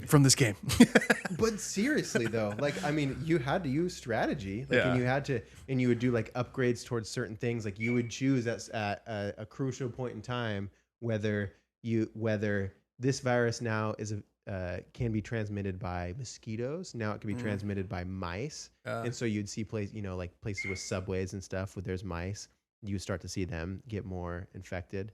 But if you chose mosquitoes, you'd see like places heavily populated with like wooded areas, those get infected. So, I mean, it's crazy that game did not seem as morbid and fucked up before the pandemic. Like it was just like, that's just another cool game idea. Until you knew you were just giving data to crazies. God damn, I wonder, I should look at like the app developers and see if they are from Wuhan, China. They're literally from Wuhan, China. Oh man. Wait, does that mean that I contributed to the COVID outbreak? I don't know. Great. What a crazy game. Yeah, I mean, but it really is interesting to think, our culture our society, it's just so diverse. Like we're so far detached from like, just being the things that came after monkeys. Yeah. Like just being a biological organism that like can be taken out by a virus that you don't see. It's not like, it's so tiny, nano size. I know, it's insane. I think it's weird because this whole shutdown and not having anything to do or less to do, I think the way society's going to go is, I mean, we know it's going to get definitely weirder and different. But yeah, just being more used to, ordering stuff online, not going out to get stuff. Like there's already like, obviously autonomous stuff is going to be way more in the next, even just 5 years is going to be crazy. Drone stuff's already been cleared for new, like delivery stuff. Yep.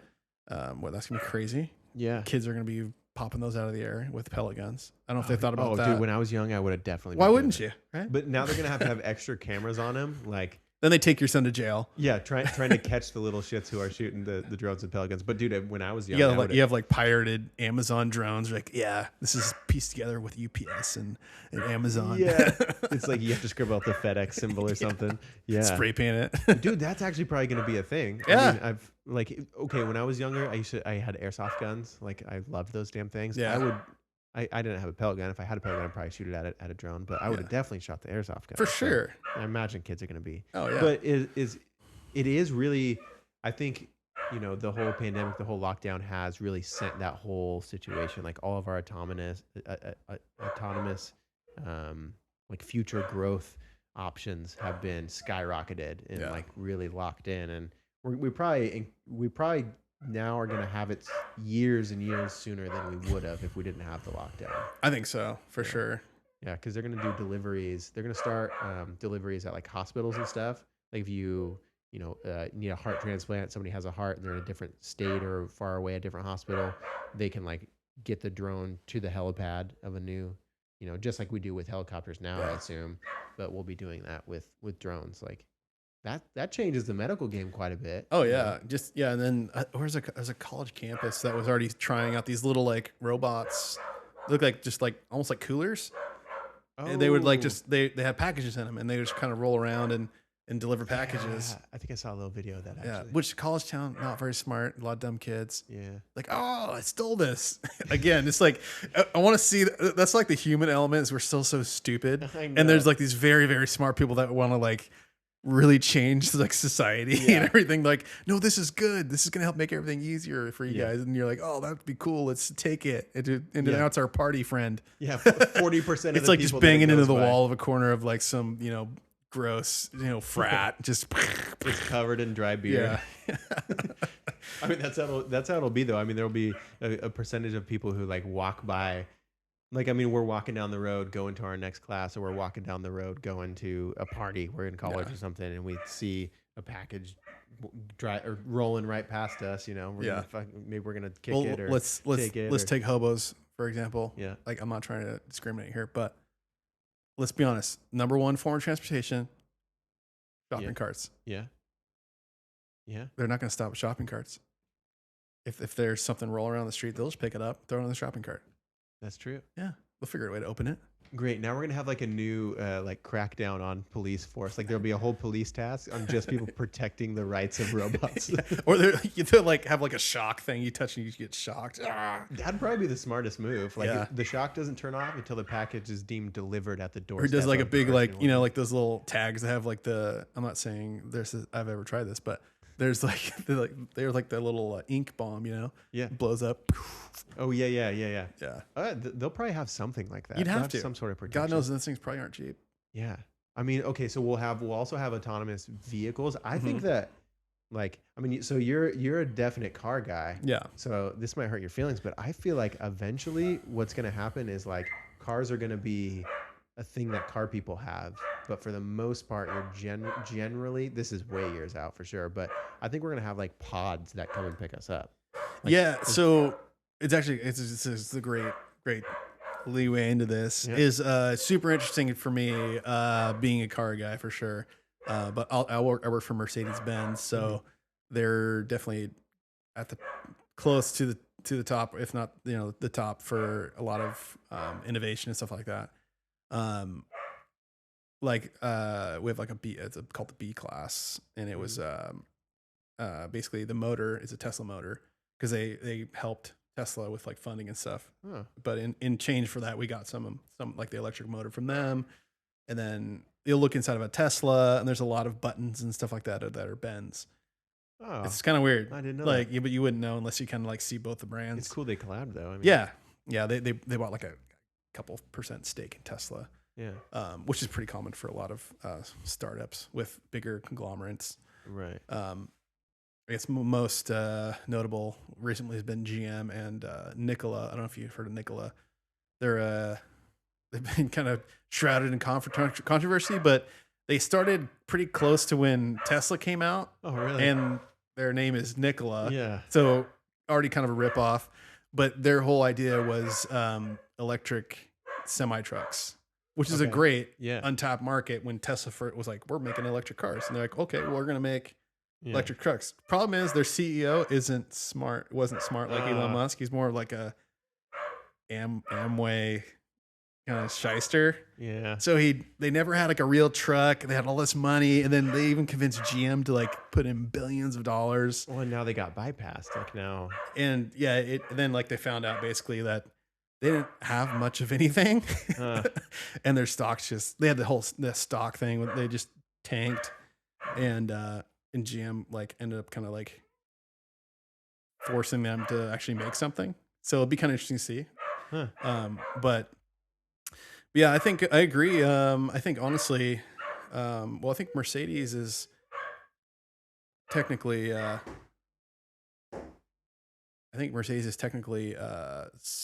I'm not sure on all vehicles, but I think for some passenger cars, they've stopped development of gasoline engines totally. Oh, interesting. Yeah, Volvo is also I think Volkswagen have committed to by a certain year. There's just no more gas cars. It's all electric. So is Mercedes working on like where is Mercedes at with autonomous vehicles? Like. So kind of creepy, but they've had autonomous capabilities for probably 8 years, Wow. but it's just not turned on. Oh, okay. Yeah. So like, I mean, and it's hard to say what like how good it was. Like there's obviously different parts to it, but like it started out with, it's called Distronic. It's like a hybrid cruise control. Like lane correction. Yeah, with lane correction, that kind of stuff, and it'll slow the car down autonomously, speed it up. So basically, you could set it for 45 miles an hour, and then you would never have to touch the brake pedal again. Yeah. Or the gas pedal.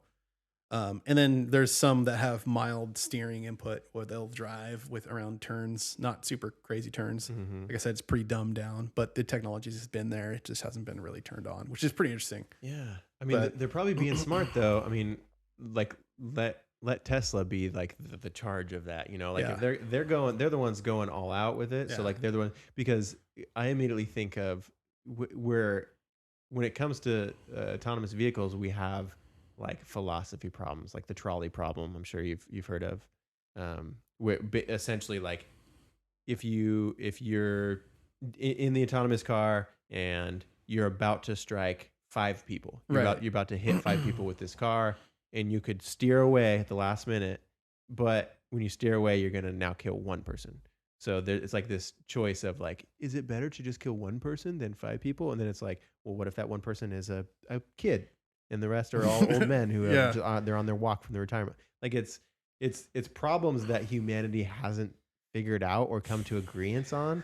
And so now our technology is like super right there. So, I mean, I feel like if I was a company that is doing very successfully in other areas, you know, like in cars, I don't think that I would want to be the first one to make the decision to like, hit that 1 kid. Yeah. Well, and the thing is like, it's going to change the whole scope of everything when it gets here, because a lot of people don't think about everything involved with your car. Like the car may not even, I think there's going to be a period of time where you can still buy a car and it'll be quote unquote yours. And then I think at some point, you're not going to own a car. It's going to be something you, I guess, lease or rent. With other people or something like that. And I think the reason why is, I think there's a lot of different reasons, but insurance is going to be a big thing. So so the big issue is who's going to take charge of the liability now? Because if technically these cars are autonomous, it's not the owner's fault anymore. Yeah. It's all on the manufacturer. So insurance companies are going to be, you know, they're not going to go out of business. Whew. I don't know where they're going to go, but they're going to foot that bill to the probably the manufacturer, and it'll probably be wrapped up for a time. It'll probably be wrapped up in your monthly payment or whatever. Right.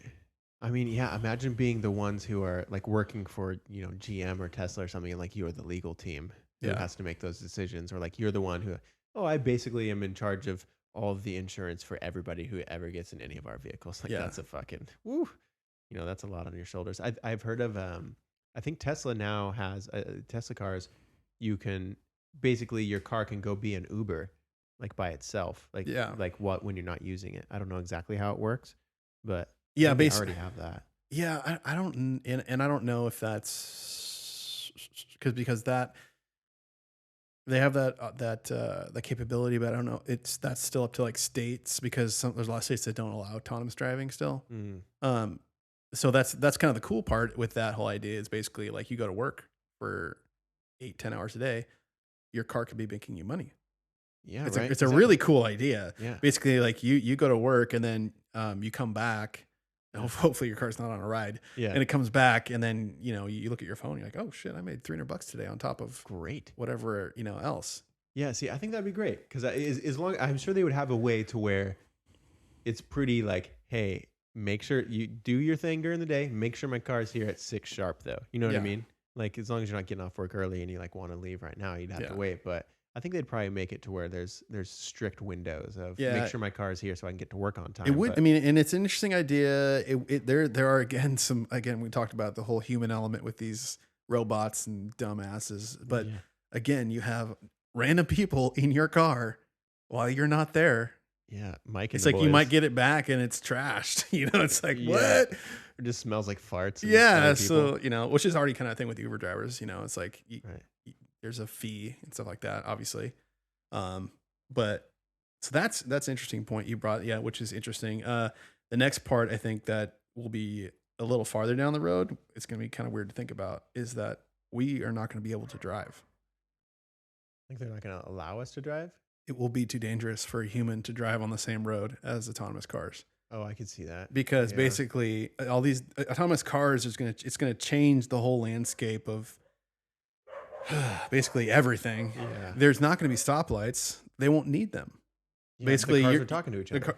They're like schools of fish, basically, Yeah. or dolphins. They talk to each other very fast. Like you might be going there. You can talk about like some of the cars not having windows because it will actually be traumatic for people to look outside because you'll be going through an intersection and it'll be like missing the bumper of a car by like millimeters. Yeah. But it's the most efficient way to not, Yeah. because if the car stopped, it's not efficient, right? You want to Yeah. get there as fast as possible or as cleanly as possible. Yeah, but you're in the car. I mean, if So, you think yeah. you're about to get sideswiped, Right. You're like, oh man. So that'd that's going to be kind of interesting to say. Like they're literally saying like, it will be dangerous for a person to be on the road. Yeah. So I don't know when that's going to happen, but that'll be pretty crazy. I mean, yeah, I could totally see that. Do you I don't just know. shut down like like autonomous cars for a few days during the year for a classic car day? That's probably what it would be, man. Like what? Yeah. Oh wow, that'll be super interesting. I Yeah. mean, you'll be able to maybe that's the way to make money is you own your own track where people come and they get to drive. Like that'll be a thing where Yeah, it's like a circus show. Come drive a classic car from back in the day. it's just a bunch of like hunked up junks too. Yeah. Like it's just because like this is all that's left. Everything else was scrapped. Wow, this LeBaron is so sick. People, this is a cool car. Or even, I mean, so once that starts happening, think about young kids who like start aging out of ever having their, driver's license or whatever we have then. Well, you already see it. Like kids aren't driving as much in general. Yeah. Like they're like, Boomers. I can't remember the stats, but like driver's licenses were down with youth. They just don't see a need to. They got Uber. Or they live in a city where there's a lot of people. There's just ways to get around. I mean, you got scooters and stuff you can rent. I mean, One wheels.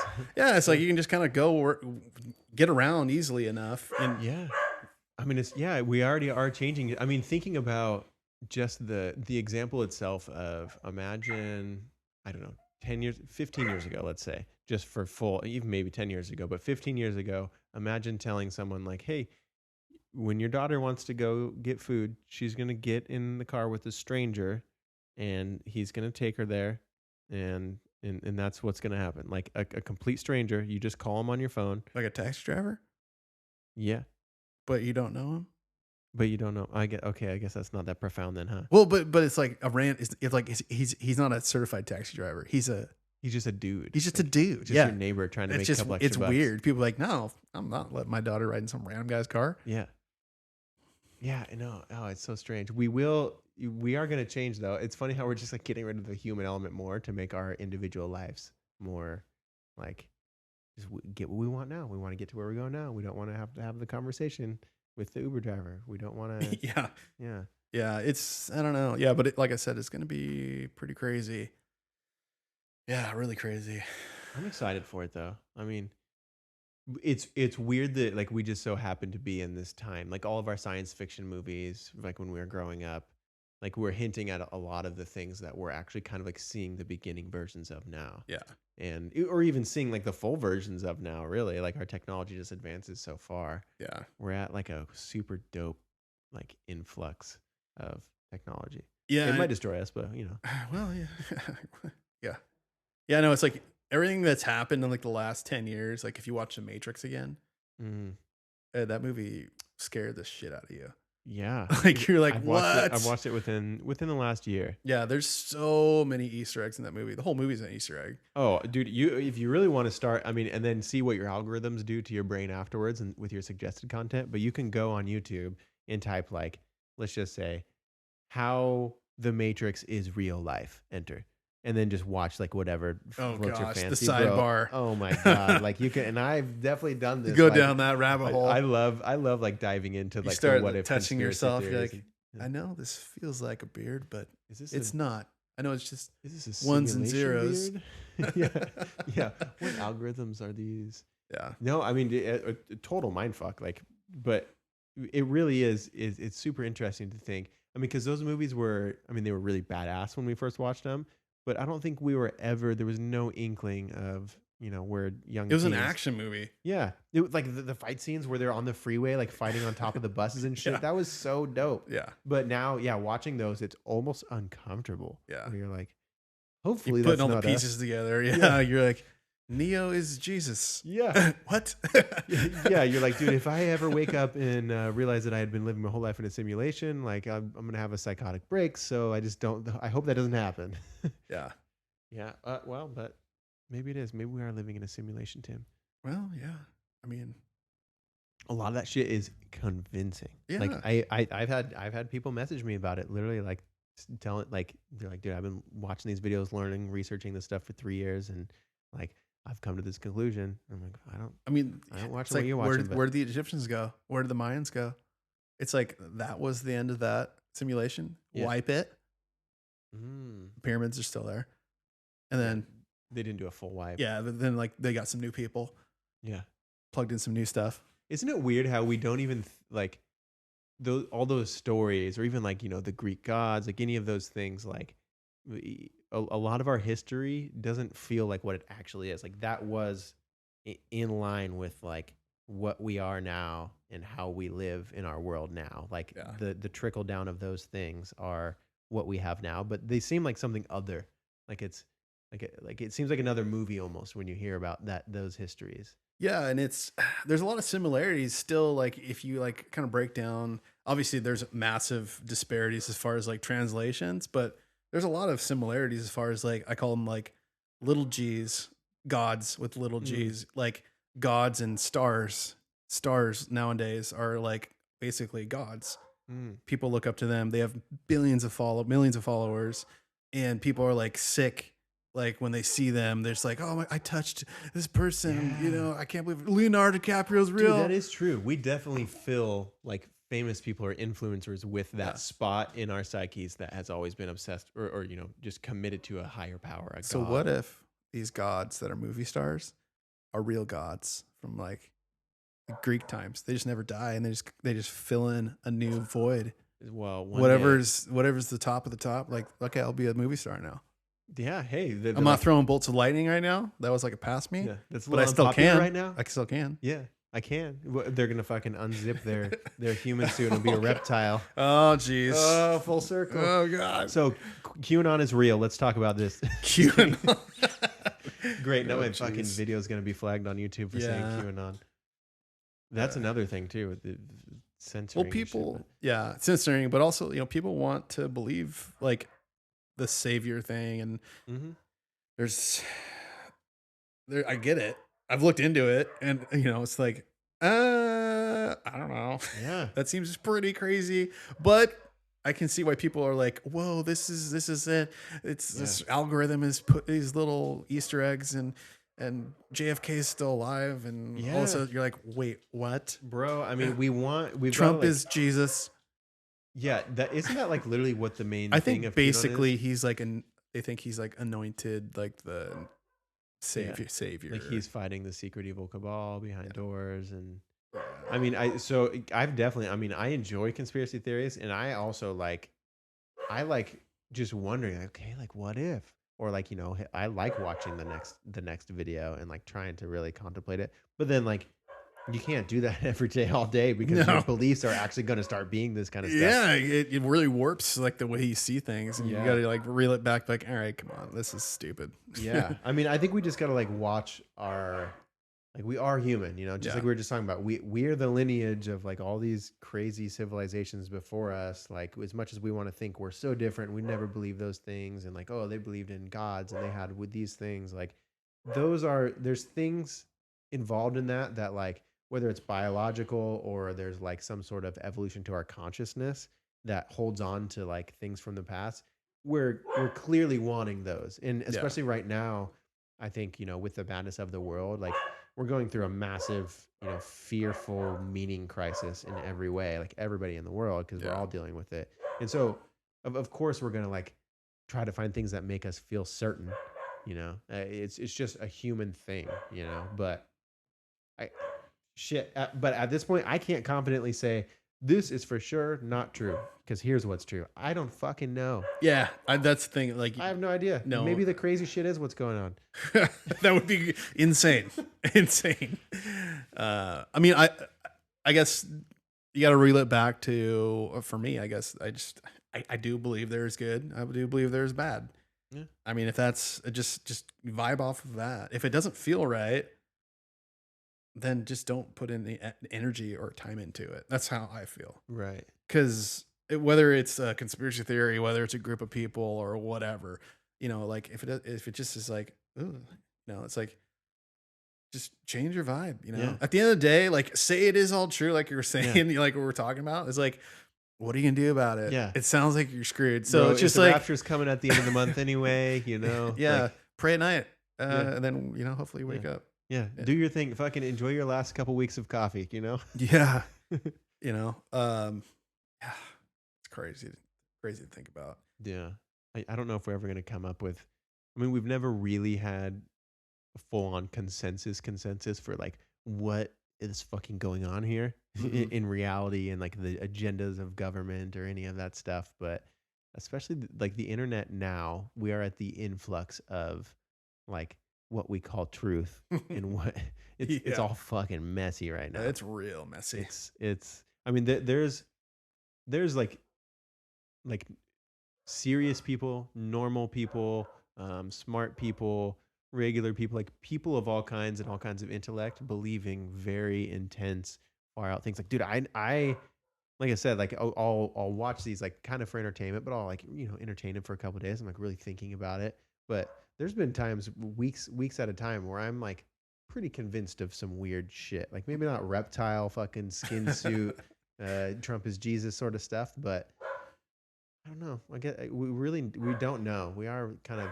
Well, it's also weird because there are, I mean, it stems from like conspiracy theorists, and then there's like certain things that have come out to be 100% true that you would literally be run out of town for like 10, 15, 20 years ago. 100%. And then it's like, so how it's not hard to understand how people can go there. Yeah, it's not like, at all. well, this thing, this MK Ultra thing, that came out. Like they declassified that. They were doing that. Real fucking thing. So it's like, okay. So if they're doing that, is that the only thing they're doing? It's yeah, like, I mean, when these things start to become true, you know, I mean, it's definitely enough stuff, enough conspiracy theory has enough like proof to it, and like stories have been unwound, like to show us that like, okay, our government, along with a lot of other world governments, do fucked up stuff. And so at this point, I think that we've just realized how long we've been lied to, let's say, that we don't, like, nobody really knows what's to trust. And so we're clinging to something that seems to make sense. That everybody's doing their own version of it. I know. Yeah. Yeah. It's that's 100% right there. Everyone's just kind of, everyone wants to like believe their own thing, and they're holding on to it. Yeah. Might be freaking crazy, but you know, I mean, it'll be interesting to see how it plays out. I know in the meantime, I'm enjoying the Bernie memes on the internet. yeah, Bernie is a national treasure right now. What is, like, how did that fucking happen? Just like a couple days ago, I just started seeing Bernie memes everywhere from that photo. Yeah, it just looks like he's forced to sit at a meeting he doesn't want to be at because, let's be honest, they kind of screw him over. And they twice. Yeah. They totally steamrolled him. Yeah. Poor guy.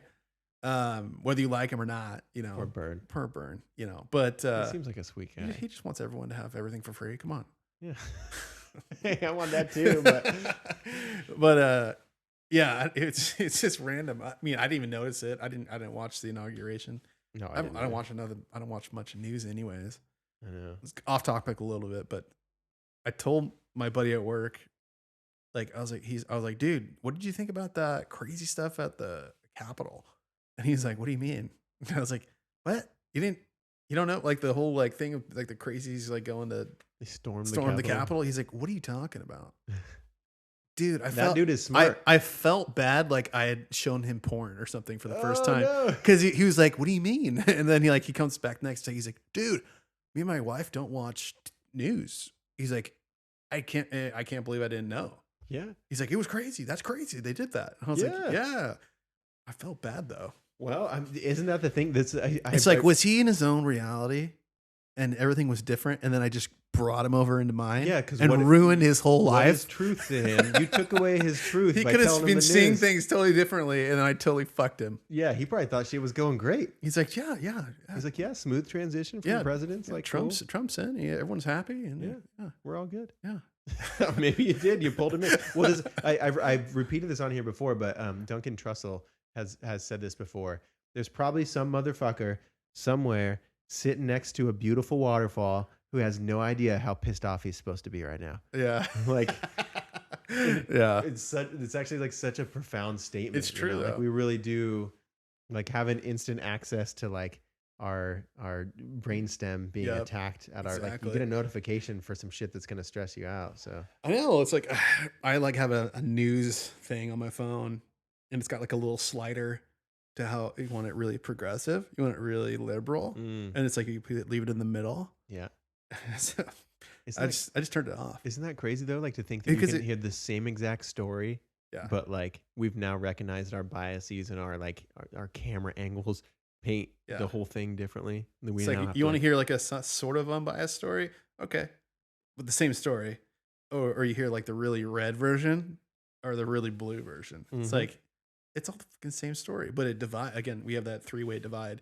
You have the crazy super right, super left, and then you have a lot. Honestly, there's a lot of people just in the middle that are just like, fuck you guys. Yeah. There's so many people that are just tired of it. Yeah. I feel like a majority of people they're either like your coworker who are just like, it's all so crazy that we just stopped watching any of that shit. Yeah. And if there's a fucking earthquake, we're going to feel it when it happens, I guess. Yeah. But, and then, it's the polls are just so different. So, I mean, people really are buckling down on their beliefs. Like, oh yeah. And then like, again, like if again, like I would be considered probably if people like saw me, didn't know me, like, oh, that guy's a fucking redneck.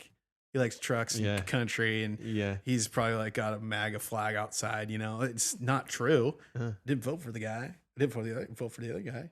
Yeah. But that's just the view of everybody. It's just you like this guy. You're either this total or that. lib. That guy's a total lib. Yeah. This guy's a total redneck guy or Trumper. Dude, I said something to a person that I was talking to just yesterday. I was messaging back and forth. This person is very, very Trump. I literally said, I typed out, I'm neither a Democrat or what I say, I'm neither a Republican or a Democrat or something like that. Or maybe I said like Republican or liberal. I don't know exactly what I said. But it's crazy how, like me saying that to this person, like I literally don't think it computed in their brain. It's like, well, you can't. You can't not be one. You're either one or the other. And it's like, that's the fucking problem, guys. I know. You think that it's either black or white. Complicated than that. Blue, hey, we're trying to have a podcast here. He's a go crap. I forgot. Come on, bud. Well, Tim, I think we solved the world's problems for the most part. I think we did. I think people probably feel way better about the whole situation. I think we've gave everyone a very good view into the future of driving, at least. Yeah. Dude, I appreciate you. We'll wrap it up here. I do appreciate you fucking just letting me stumble through. Like we didn't really have many subjects. We wanted to just kind of BS, and I think we did that. Yeah, that's good. That's what's the good thing about a podcast. It's like you don't have to. It's another one of those don't strangle it things. Yeah, right? you just kind of let it evolve and be what it is. That's been one of the bigger things. Is like I've done enough of these now. Like, I mean, I'm at least 70, and I still I completely entirely 100% just like stumble my way through it. Even if I have notes, even if I'm practicing, even if I know who I'm interviewing, even if I don't, like it's just I just fall through it, and people seem to listen, and I don't know. I think it's a good reminder that like that's how we should do stuff. You know, just fucking do it. Just stumble through it. Just like with music, just sit down and write something, and try not to overthink, and just let the emotions come out. Just let it happen. So I would like, I maybe by the next time we do one of these, in whatever world this is, like you've got some recordings online. I would love to Okay. I would love to like have your stuff on my phone, man, so I can listen to it on Spotify in my car and stuff. I'm telling you, that's a goal. That's a goal this year is to get a few of them up there. Yeah. See what we can do. Okay. Well, okay. Last thing, I've been asking everybody this lately, and we'll send it off on this. But Tim, what would you say if you had magic wand and you're in charge of this? What does the world need more of right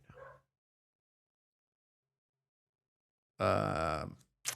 The 2 L's, light and love. I'm with it. That's it.